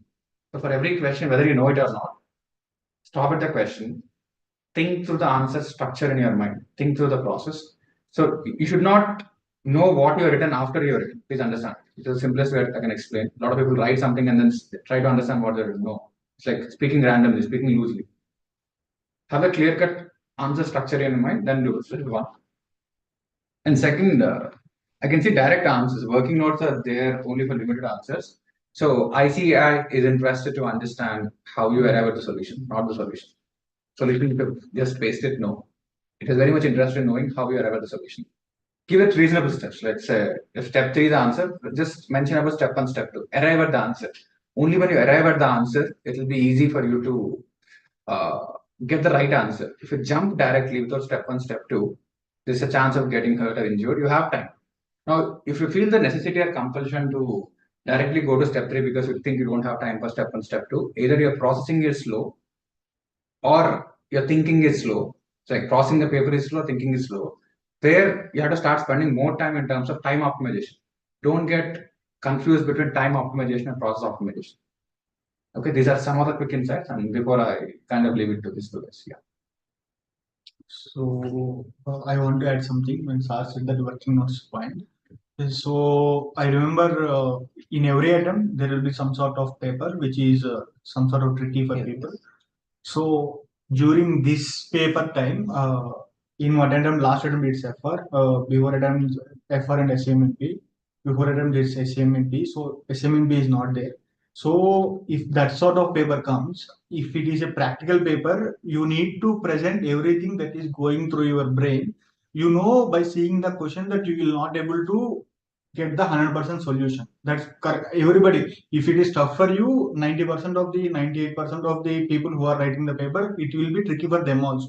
When you come out of the exam hall, you will be knowing them. But during the exam period, during the 3 years or during that 15 minutes, what we will be structuring in your brain will be very important. In my attempt, when July 2021, when I wrote my SMNP paper, it's very hard. So how I am able to pass the exam is just structuring the paper in such a way that every thought process regarding the question, every concept that I know about the question, I kept it on the paper and I wrote everything and I came to some conclusion. So that is how answers work. So you need to have that flow of answer in your brain, flow of concept in your brain while preparing one.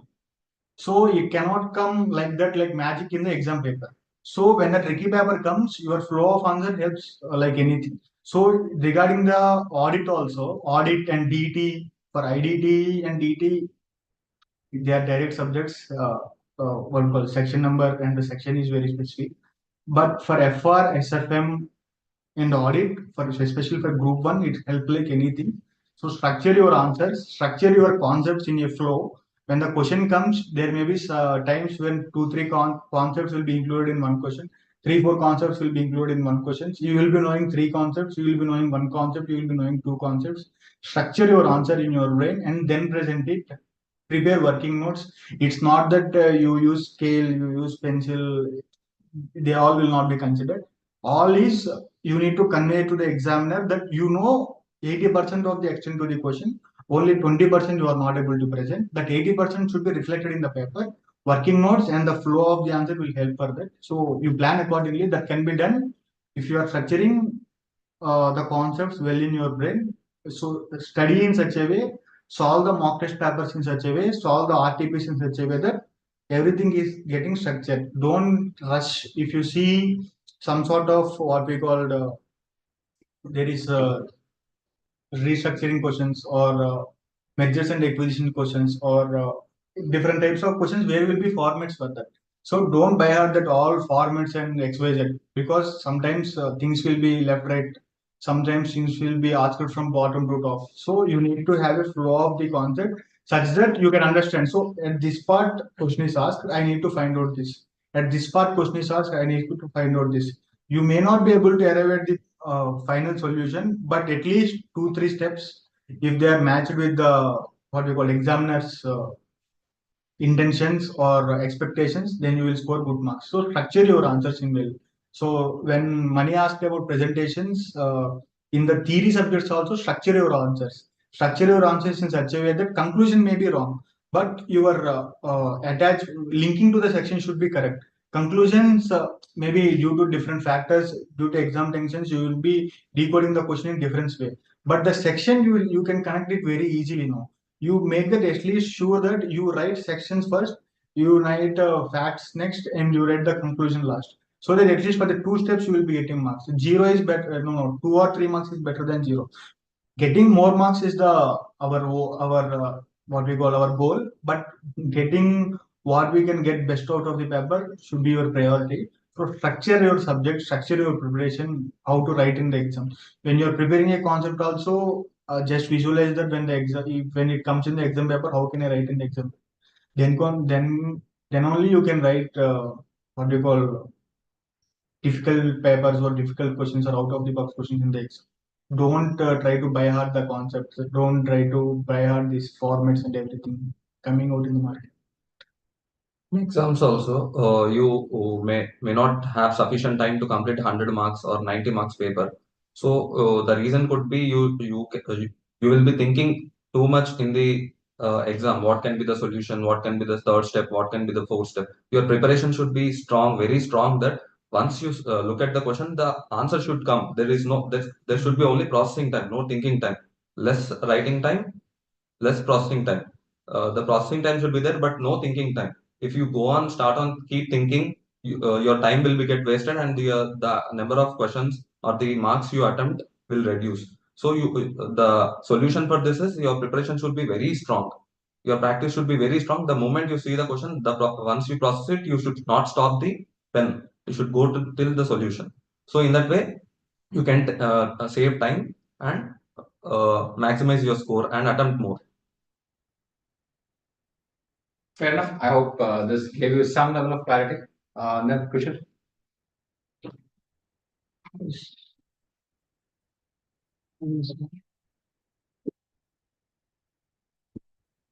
This account also, I first put this profit and loss, and instead of putting this thing, a balance sheet, I directly started with the notes to accounts, and then I went to balance sheet. So there was the second summary. Or chapter, research. Financial statements. Finally. The steps are correct only. After notes to account on the balance sheet comes, but the problem is first you should write the P&L from the profit. From the profit you arrive, it will come to the balance sheet. Okay. So first you need to write. Second question.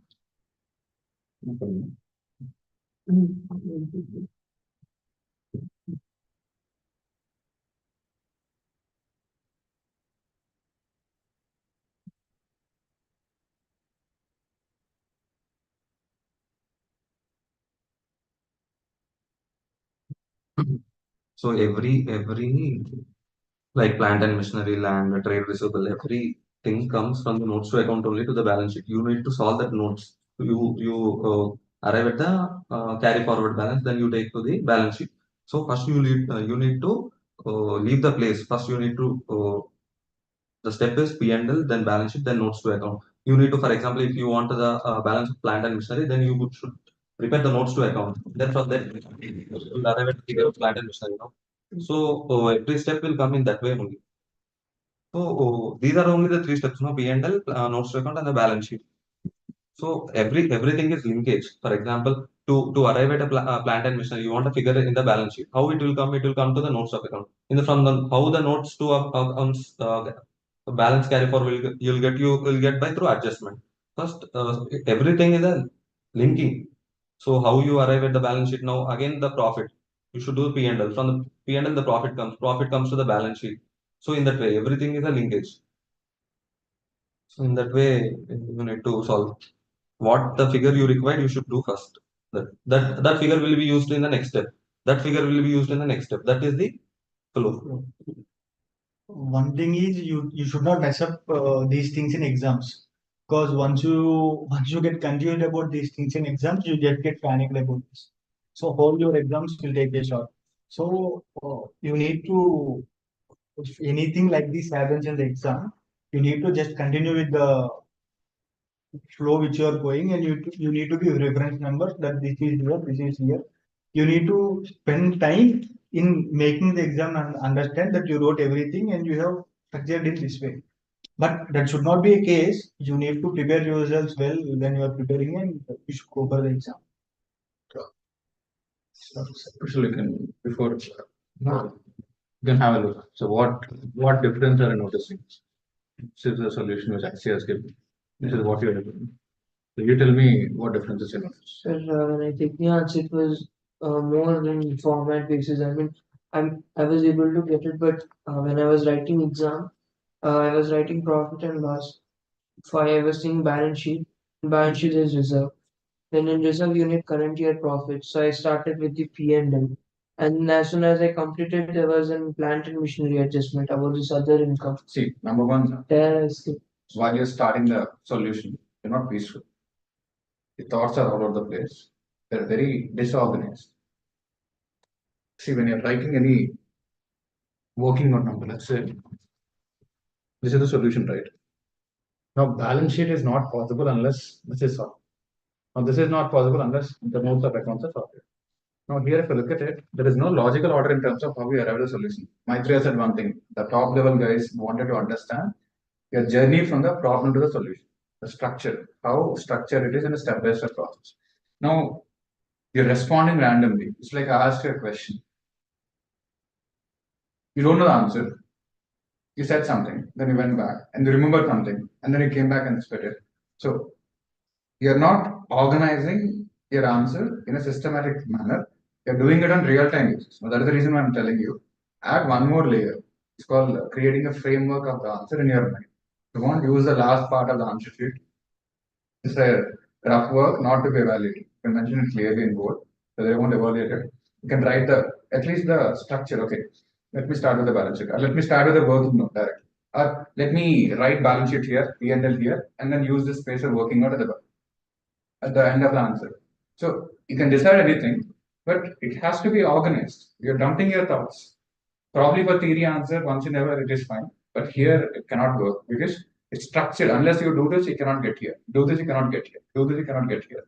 So that way, your thoughts are all over the place, and you're not tying that in the questions. When you look at the simplest way for any practical problems, if there are a set of numbers, either the numbers need to be added, or deducted, or ignored. Right? There are only three things that you can do with numbers. When you see a question, every number has to be given attention. You need to do something with it. Right? Are you taking it at face value? Resistance surplus. There should be some adjustment. So okay, this for resistance surplus, this is the adjustment which is linked. So try to correlate all of that so that all the numbers are exhausted. Now there are some distractions given in some papers where you think it has to be adjusted, but it cannot be adjusted. So either are you adding it, are you subtracting it, are you removing it? What you have to look at it. Okay, is that clear? Yeah. One.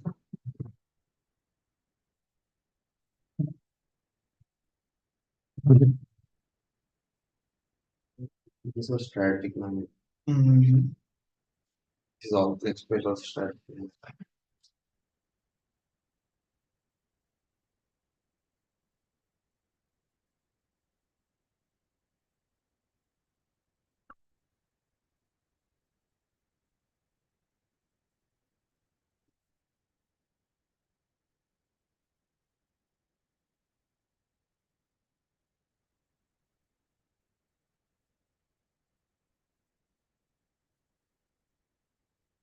Differences. Actually, I need to present that in a different way. For that question, I am present.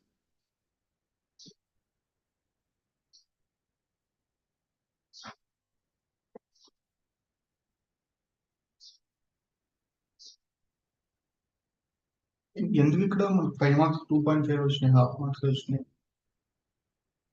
అంటే basically the benchmark is highest 3. ఇక్కడ marking లో nobody, okay okay. even if it is intact, the maximum they should give is 50 to 5. Okay. Presentation it's fine service. 100% correct గానీ ఇక్కడ ఒక 2 points కొంచెం explain చేస్తుంటే so maximum marks అంటే almost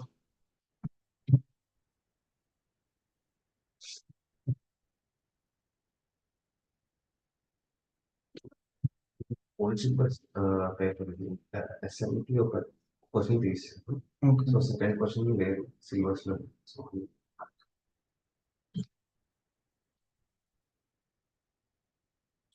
presentation wise this is fine, but the works if you are writing valid points this is fine. Audit కూడా ఉందా? Audit problem facing in audit అంటే ఇక్కడ 2 of us బిట్స్ లో బాగానే వచ్చినాయి, కానీ ఇక్కడ థియరీలో చాలా తక్కువ వచ్చినాయి. అంటే ఇక్కడ మార్క్స్ వేసింది 16 వచ్చినాయి, ఇక్కడ కానీ ఇక్కడ 7 వచ్చినాయి. Only they did not attempt it, na? Second.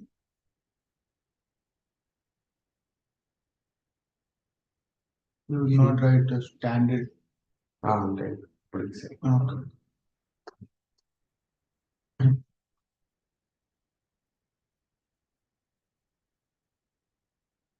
This is the I shaded one. అదే ఆడిటింగ్ లో కరెంట్ ఆడిటింగ్ సైకిల్ జరుగుతుంది. సో ఇప్పుడు ఇంకా చాలా improvement. ICAI awards marks for auditing on the basis of keywords. So you need to, while preparing only, you need to highlight the keywords. You should memorize them. And for example, the every question will be maximum 4 marks, 5 marks only. So, but the answer will be given 10, 15 points. But you need to mark 8 to 10 points only. You should prepare only those 10 points only. Rest of them you leave. The maximum marks will be 5 marks. The question will be asked. You need to highlight 10 points, mark the keywords, remember the keywords, and you should write those keywords only. Why? Because the examiner who awards the marks, he looks only for the keywords and he awards the marks. Why? Because I got my audit paper, so there he was highlighting the keyword and he was alerting the marks.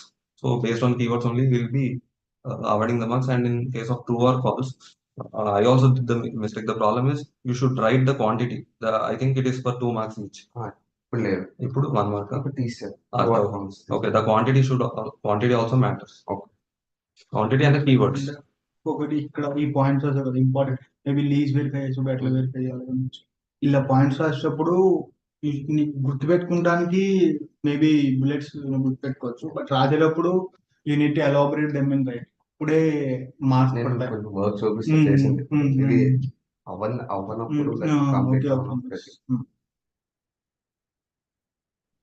One more specific thing, when you are studying standards, you cannot memorize the whole standard. Standards ఎలా ఉంటుందంటే definition ఉంటుంది, intention ఉంటుంది. ఆ standards ప్రకారం మనం standards satisfy చేయడానికి what are the things we need to work on అనేది points ఉంటాయి. This points you can take it for granted. నువ్వు కావాలంటే అవి ప్రాక్టికల్ గా you can think, visualize and you can write. ఈ ఫస్ట్ 2 పారాస్ ఏవైతే ఉంటాయో, first 2 parts of the standard you need to memorize. Memorize అంటే you need not memorize, you need to understand the intention. Why audit documentation is done, why audit evidence is collected, what is qualified opinion, what is adverse opinion, what is risk assessment, what are this TCWG, opinion of TCWG, in which areas TCWG opinion is needed, communication with TCWG. You need to understand and visualize that, then things get fixed in your brain. You need not put your whole energy in memorizing them and by hearting them. You need to read them in a structured format. You need to understand the intention, why it is being done, why audit documentation is being maintained, why audit planning is done, why what we call SQC, why quality standards are being 220, SQC1, all these standards, why they are getting placed in this, why they are emphasizing on the standards. So general గా చదివేటప్పుడు ఏం చేస్తారంటే 10 minutes standard ఇచ్చి wind up చేసేస్తారు. ఇంకొక 10 minutes ఇస్తే you will understand the intention. It's very basic. Standards లో అంత అంత ఏం ఉండదు, లా ఉండదు కదా. స్టాండర్డ్ లో ఇట్స్ వెరీ బేసిక్. ఇంకొక 10 మినిట్స్ 15 మినిట్స్ ఇస్తే మనకి ఇంటెన్షన్ అర్థమైపోతుంది ఈజీగా. 520 అనలిటికల్ ప్రొసీజర్స్ ఏముంటుంది, 530 శాంప్లింగ్ ఎందుకు ఉంటుంది. సో అలా మనకి ఈజీగా అర్థమైపోతుంది. ఎందుకు చేస్తాం శాంప్లింగ్, మొత్తం పాపులేషన్ చేయలేం కాబట్టి కొంచెం దానికి చేస్తాము. స్ట్రాటిక్ అంటే ఏంటి, ర్యాండమ్ అంటే ఏంటి, ఆ ప్రాక్టికల్ క్వశ్చన్స్ వచ్చినప్పుడు ఎంసీక్యూస్ లో వచ్చినప్పుడు ఈజీగా సాల్వ్ చేసేయచ్చు మనం. ఏంటంటే ఎక్స్ట్రా 5 మినిట్స్ 10 మినిట్స్ ఎఫర్ట్ పెట్టడానికి మనం ఏం చేస్తాం అంటే అరే బోరింగ్, స్టాండర్డ్స్ బోరింగ్ అని వదిలేస్తాం. బట్ ఎగ్జామ్ లో same things will take hit అనమాట. సో అది ఎంఫసైజ్ చేస్తే things will be fine. But in auditing also, same with the auditing also. Read the question, think of an answer on your own. Don't look at the answer, think of and write 3 to 4 bullet points. Even if you're not getting, spend 2 minutes of time in thinking, try to get answer, write some 3 points, then you look at the answer. In that way, you'll remember more. And even with the standards also, for example, 520 is an analytical procedure. Take the plain book, write the 520, and write down all the points which you can remember, which you can think of, and write the standard in for 2 papers or 3 papers, whatever side headings. Even you should write the tree diagram also for analytical procedure. What are the audit procedures are there? What will be the tree diagram? And in that under each tree point, what can be the answer? What can be the points? And you should highlight the keywords. This one really helps. Standards చదివితే గుర్తుండదు మనకి. Standard is a flow అనమాట. Standard ప్రతి standard కి flow ఉంటుంది. ఆ flow మనం గుర్తుపెట్టుకోవాలి. అది అర్థం అవడానికి చాలా టైం పడుతుంది. ఐ మీన్ ఫస్ట్ రీడింగే ఒక ఫ్లో మనకు వచ్చేస్తే నెక్స్ట్ రీడింగ్ అనేది చాలా ఫాస్ట్ గా రివిజన్ చేయబోతుంది స్టాండర్డ్. మనం ఫస్ట్ లో నెక్స్ట్ రీడింగ్ లో క్లారిటీ తెచ్చుకుందాం, ఆ తర్వాత క్లారిటీ తెచ్చుకుందాం అంటే జనరల్లీ మనం పోస్ట్ పోన్ చేసేస్తాము. They contain at least 40 marks for 40 marks 35 marks. ఇప్పుడు ఫైనల్ లో ఇంకా స్టాండర్డ్స్ వెయిటేజ్ పెరిగిపోయింది కాబట్టి they may play crucial role. And ఇంకొకటి standards play crucial role in interviews also. When you're going for stat audit or something, they will perfectly ask everything in the standard. Cut to cut they will ask. So మనకు చెప్పడానికి కూడా easy అయిపోతుంది. నీ inter కాబట్టి నువ్వు big 4 కో interview వెళ్ళావు articles, they will ask from the standards. Everything is end of the day ఇంత syllabus ఉన్నప్పుడు మొత్తం బై హార్ట్ చేయలేం. ఫ్లో బిల్డ్ చేసుకుంటూ వెళ్తేనే క్లియర్ చేయడం easy. And in auditing, repeated question works a lot. So most of the questions will be repeated only. The maximum 50, above 50% of the paper, he asked from the zone where it is very important. Like in every standard, we have audit procedures. So in one or the other question, the audit procedures will be there. So those in auditing, it is simple. In theories, practical subjects, the questions can come from anywhere. But in auditing, the previous year question works very well. Sorry, how about for tax also is it teams? No. That's only for theory. That's only for auditing, not for laws. In law is very difficult. It will take one line from the section and you frame a question. No, law also repeated questions you can get. You can. Why? Because from section one line we'll take and we'll frame a question. But in auditing, it is very easy that the repeated questions will be there. You can see in one question he'll have 10 previous attempts he would have asked. So in that way it will work. For tax and all, heavy cancer. So we'll do one thing. We'll have subject-specific studies. We'll have specific discussions on each and every subject. And, something like audit, which we need more attention to discussion of standards and all. That's what we're discussing. Coming to this, in terms of presentation, right now you don't have to worry about improving the presentation because it's good enough. Whether it's your financial management or basics is sorted. You specifically have to improve the bulk of the content with attention to keywords. Like learn keywords and one layer around it. That's it. It's like a concentric circuit. People start learning this. Because their energy is exhausting. You focus on the bullseye. Only so much. Only 10 to 12 keywords and one more layer. You can build an answer. That coupled with this presentation, you'll be understood. It's fine. There's nothing much which you have to focus on presentation. Kushal had to work on it. Probably Bala had to work on it a bit. But then in your case, it's almost a content. That's what it is. So. If you remember the keyword, you can just expand that keyword. It will be done. Without a keyword, if you write, he'll learn.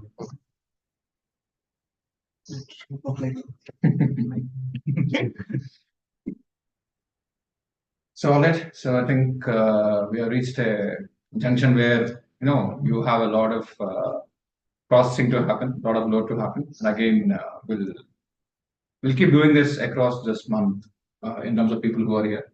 For people who are sitting online, we'll see what else can be done. But for now, I think this is what we have for this. So, Mani, what you can do is take my tray for breakfast. I'll join. I'll join you. I'll finish the conversation cover. I'll join in 5 10 minutes. Meanwhile, you guys carry. Okay. Where's the key? Okay. I'll put it. Just keep it here. So we'll finish the conversation and come. Meanwhile, you can have your tax conversations and all. Finish the conversation. Go on. I'll join you. Fine. Thank you. And any closing remarks, my friends, of all of them? So these 30 days are the days which you are having in your hand. So if you want to finish your last day of the exam happily, work hard for these 30 days. This will be very memorable for you. The hard work which you are going to do in these 30 days. You can cherish this hard work for all your coming days. Once you qualify, you cannot do this sort of hard work if you are also doing in the work also. Right. That doesn't give you this sort of opportunity. satisfaction. It is the opportunity which you can give 100%. Study for 12 hours, eat less, socialize less, work hard. It will reward you like anything. Most of the people are in final. Yeah. If you are in final, you are one step away from being a chartered accountant. So there will be lots of things happening around in the world. Your friends will be telling something. We are facing this thing in the market. Nothing is there. You just work hard. Come out as a chartered accountant. You are having n number of opportunities. Life will be like anything. Work hard. This is very beautiful. Every time I meet my friends, my engineering friends, doctor friends, we can boast about ourselves. We are chartered accountants. We work like anything. We can study for 14 hours. We can work for 16 hours. Life will be different once you qualify. Work hard. Enjoy your journey. This is very beautiful. So thank you. Thank you for your time. Thanks, Mazriya, for joining us. Really insightful conversation we had. So, guys who are at Panjagutta, Hari, Vamshi, and Prasad, you also meet these guys in person.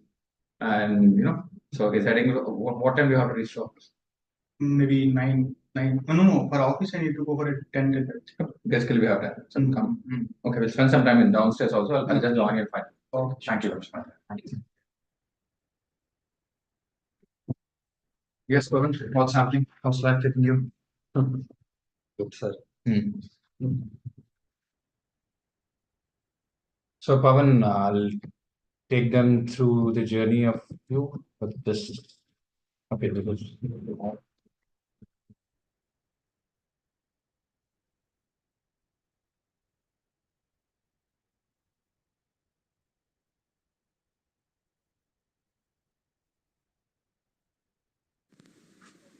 Hello everyone, my name is Pavan Kumar. I qualified as a CA in November 22 attempt. I was part of Super Student program which helped me to clear my CA final exams. I am delighted to share my experience at Super Student program.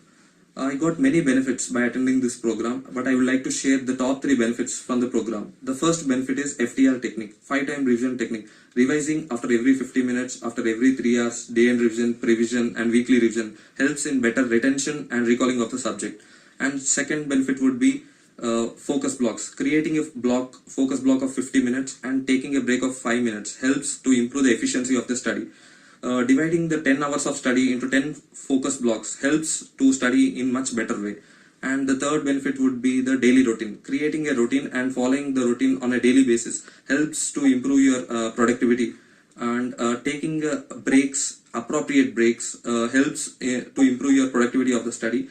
And you'll also know the importance of implementation. Not only planning, implementation is much more important than planning. And so the program helps you to transform yourself. So I highly recommend you to join this program. Thank you. So let's run through your textual testimony as well.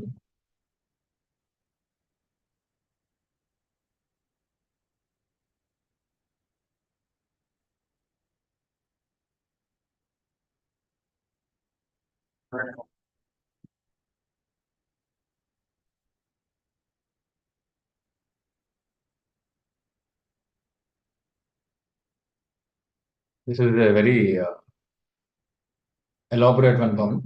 So basically, you mentioned about 4 things before you joined the program, and a very exciting convocation pick.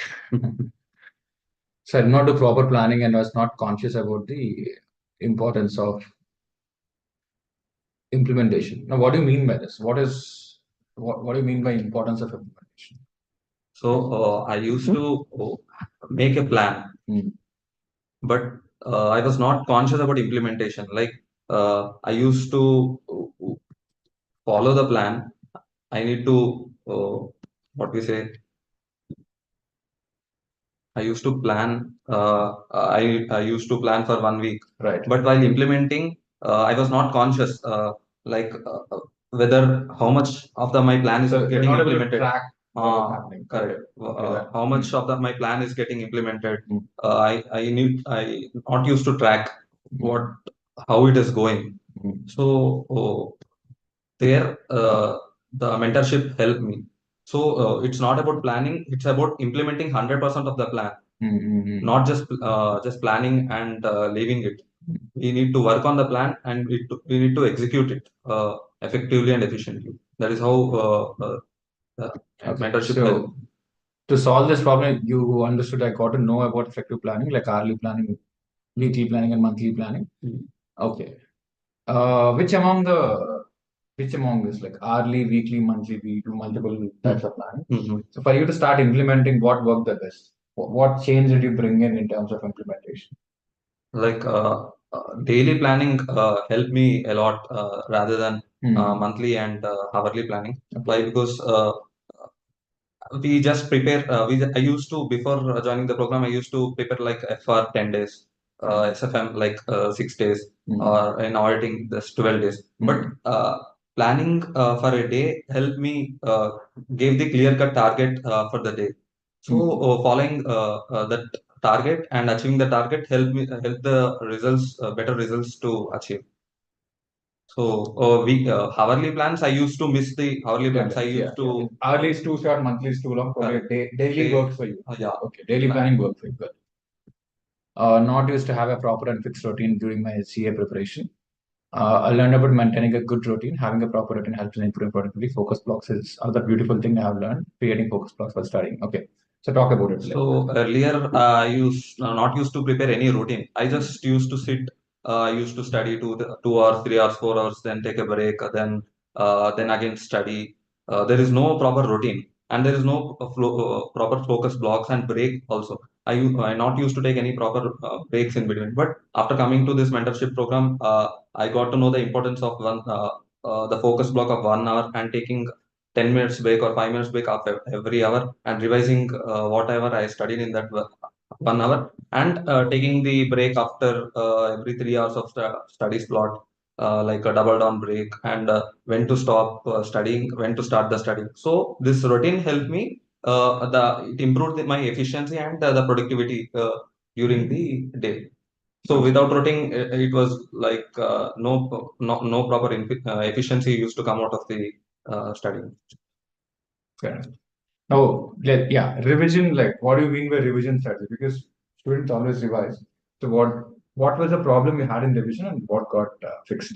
So before joining the program, generally most 100%, above 95% of the people generally first 2-3 months they complete the syllabus, then they focus about revision. But we all heard in our 7th standard, 8th standard, that whatever we have done, read in, studied in one day, it will forget the 60%. After 1 week, it will remember only 60%. After 1 month, we'll remember only 40%. So to close this loop, the Himlife School gave a solution of FTR block. So whatever you are reading during the day, you revise at the end of the day. So your 90% will be safe with you. And after every week, you again study revise whatever you studied in this 1 week. Again, that 90% is safe. And after 1 month, again you revise the entire thing, whatever you have studied in 1 month. That 90 minutes, 90% is safeguarded. So without this technique, I used to just revise. So every one day, every week, and every month, I not used to revise. So there was gap in this retention of the memory. and this helped me to better revise. And in revision also, we just in preparation, during preparation, we just revise means we just study the concepts and we send the information to the brain. But what we do in the exams is we bring out of the brain, we bring out the information from the brain. So in the preparation also, in the revision also, we should do the same. We should bring out the information from the brain. That is a very effective form of revision. So in we always send the information that is not the right thing. Whatever we do in exam, that we need to practice in revision. So that revision will help us very much. So basically, more than pushing and pulling out is Correct, what you're talking correct. about. Recall. Yeah, got it. So yeah, now let's talk about importance of giving exams and writing practice. You said we had a problem with this, and from here you said learn about the importance of giving exams and writing practice, frequently giving exams and evaluating. So let's talk about evaluating on our own. Why do people don't do it, and they always think somebody has to do it? So how was it helpful, and what recommendation can you give to those students who in the next 30 days? Yeah. So earlier I not used to write any exams. I was in the same mindset that the syllabus, I need to complete syllabus, I need to revise, then only I will give the exam. So but this is the wrong thing. So once after failed, I understood that this is the wrong way of thinking.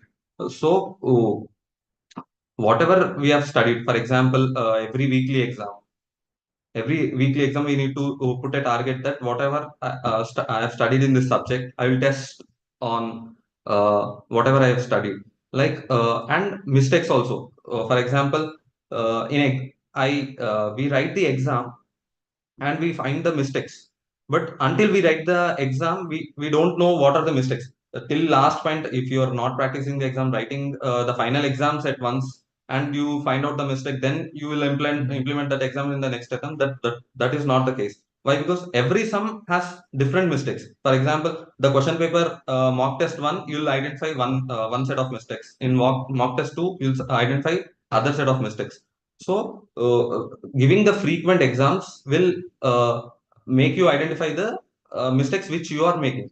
So general, there will be many mistakes others will be making, but what the mistakes you are making, you need to identify and you need to correct those mistakes. So it will help. So I recommend you write more number of exams. So you will make more mistakes and you can correct all the mistakes and you will be ready for the exam. So this is how it will help. Fabulous.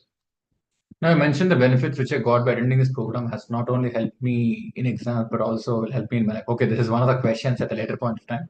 Yeah, how was this helpful for you beyond the exams, Pawan?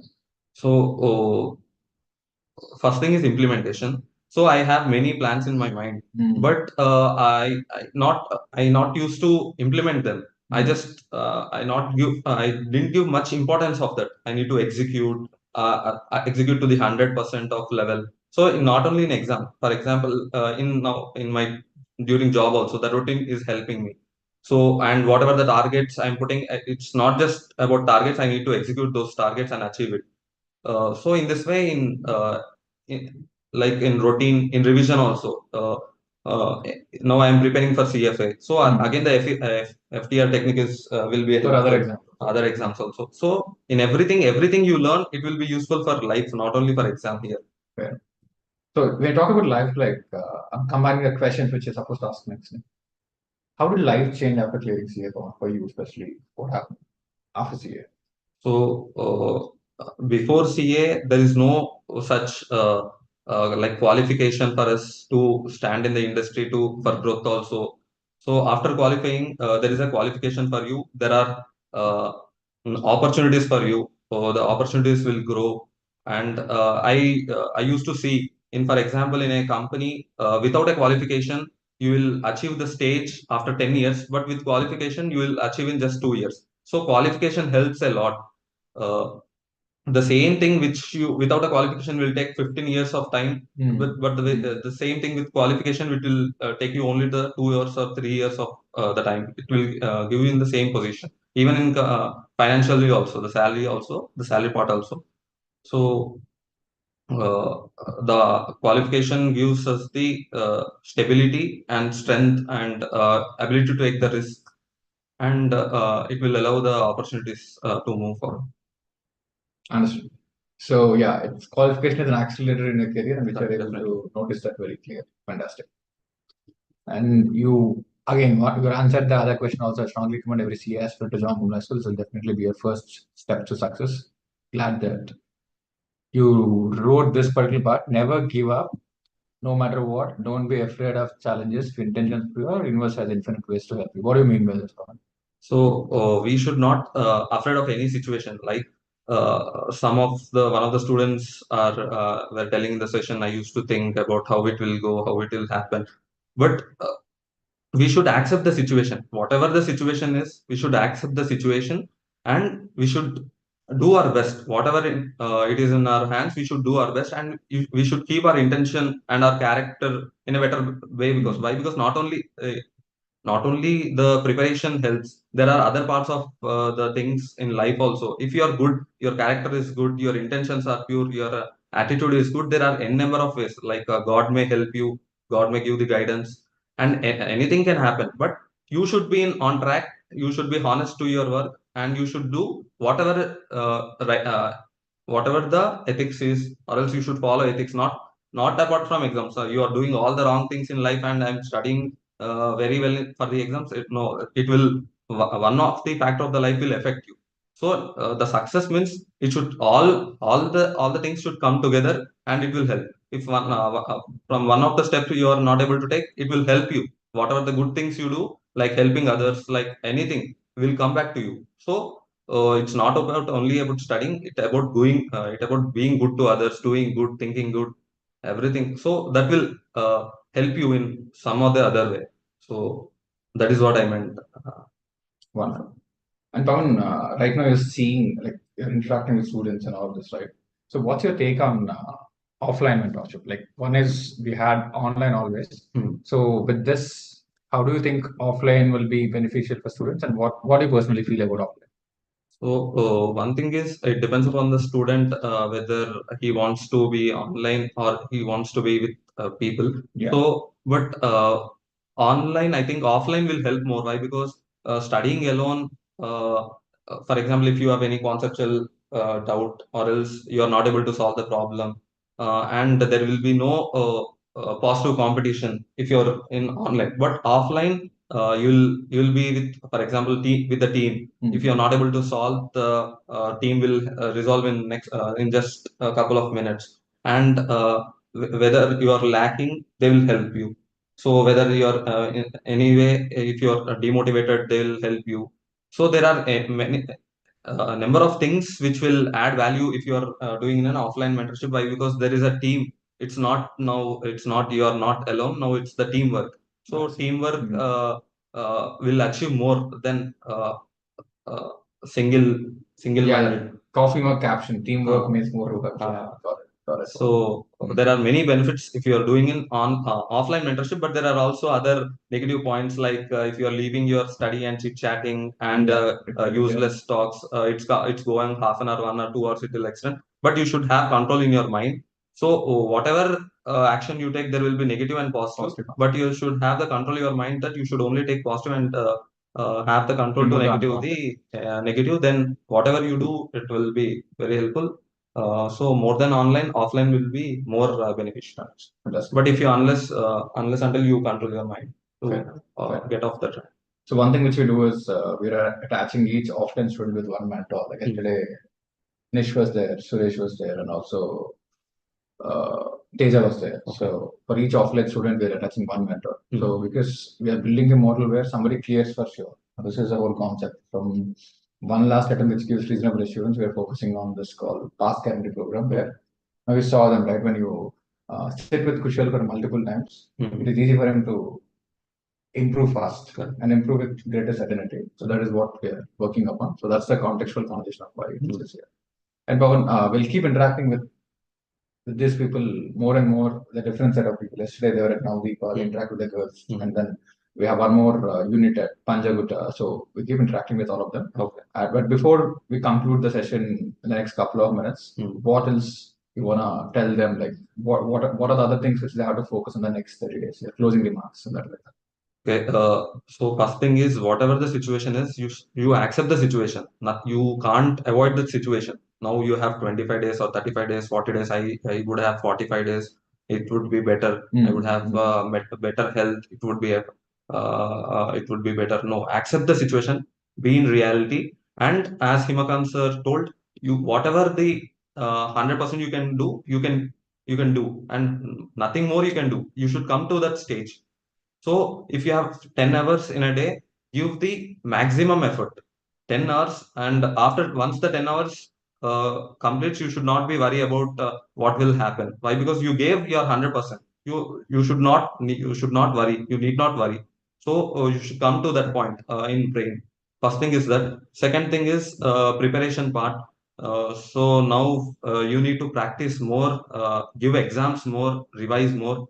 So you should not worry about the results. So you should uh, don't you should not waste time. You should take care of health. So what affected me is during my preparation is health. So you should take care of your health, right? And you should not waste the time. And so these are the things, and you should identify where you are making the mistakes, and you should try to resolve them, and have the proper conceptual clarity. So these are the things you should take care. Wonderful, Kumar. Thanks for sharing all this valuable insights. I really like the amount of maturity you built up. It's been 1 year since it's clear, 1 year, all 13 months. There's a lot of difference. So that's one thing, guys. So the trajectory which you set up on yourself, like in the process of clearing CA, you're here, it's here. You're building a trajectory. It doesn't stop here. It keeps going. Whether it's Maitreya or Pavan or Nishan, even when I observe them, they're continuing the same. It's one thing. That's one reason why I keep saying I'm proud of my super students. So this is an opportunity, as both of them said. This is an opportunity which may not come during while you're working. For you to focus on one thing exclusively, remove so many unnecessary things. Once you remove them, you don't feel like going back to it. Like in the process of this journey, you'll remove whatever is not required. You'll remove the unnecessary crap. And then the trajectory will continue for the next few years to come. And that is, you can see them, you can understand the way they're looking at problems, you can understand the way they're responding. Like, there's no difference between you and them, right? It's one more exam, one more attempt. So it's not like just because you complete CA, somebody adds something to it. It's because of what they have done, it's because of the process they have followed. CA is a reflection, the job is a reflection. So that is exactly what I'm trying to tell you. So all the answers are in your hands. And I believe both the sessions, yesterday and today, we have spent more than 5 hours together. So both those sessions have been valuable for you guys. We'll keep doing more of this. So today, it's 9 o'clock exactly. See how we can maximize your preparation from 9 a.m. to 9 p.m. And most likely from tomorrow, everyone will start writing exams in one or other format. We are writing an exam today, get going with it. Again, don't worry too much about the paper. If you're not written MTP 1 of May 24 attempt, write it. Otherwise, write MTP 2 of November 23. Write an exam, the whole. Focus on what is important. Don't focus on little things about what to write, who will be evaluating it, all of that. So sit and finish the cycle. Then you'll get better clarity in terms of what needs to be done next. This exam is not for marks. This exam is all about understanding what needs to be done in April. For us to know what needs to be done in April, if I write a quick cycle of exam, that will be helpful, okay? And beyond this, as I said, today, most likely my team will reach out to the online students also to understand what are the other nitty-gritty challenges which you're facing or what can we do about it. So except that, I think we are in the right direction. So thanks for joining us today. And thank you. I would like to add something, sir. So should not have the fear of exam. Why? Because there are many other things in life. CA is just a small thing. There are many, like in my life also, if I face a problem, I used to be sad. But unless until very big problem comes, the problem which I used to think is very small. So there are very difficult subjects, difficult exams than CA. Not the CA is only the difficult exam. This is should not be afraid of anything. There are many big problems and many big exams also. What we are fighting is just a small thing. So even in case of job also, you are thinking how the job will come, how getting a good job. But someone is giving you job. So how if you are thinking getting job is only difficult, someone is giving a job to 100 and 1,000 of people. So there are many big things. What we are looking at is a very small thing. You should not fear. You should go march ahead and break that and achieve something, achieve the target. So you should not fear. What are the things? All the things which we are doing are very small things. We think we are doing some big things, but all are small things. So there are many big things about this. So Yeah, it's totally right about it. So I think that's a very good perspective to look at bigger challenges which you will face and you will solve at some point of time. So look at like one more step. If you remove this, there's no need for stress reduction as a maintenance activity in the month of April. So let's not even get into that path. Why get in and then solve it? Let's not even get in that, so that your mental process far more seamless than what it is already. Okay. All right, guys. Have a good and have a great productive day ahead. And from there, we'll continue the conversation tomorrow. Thank you.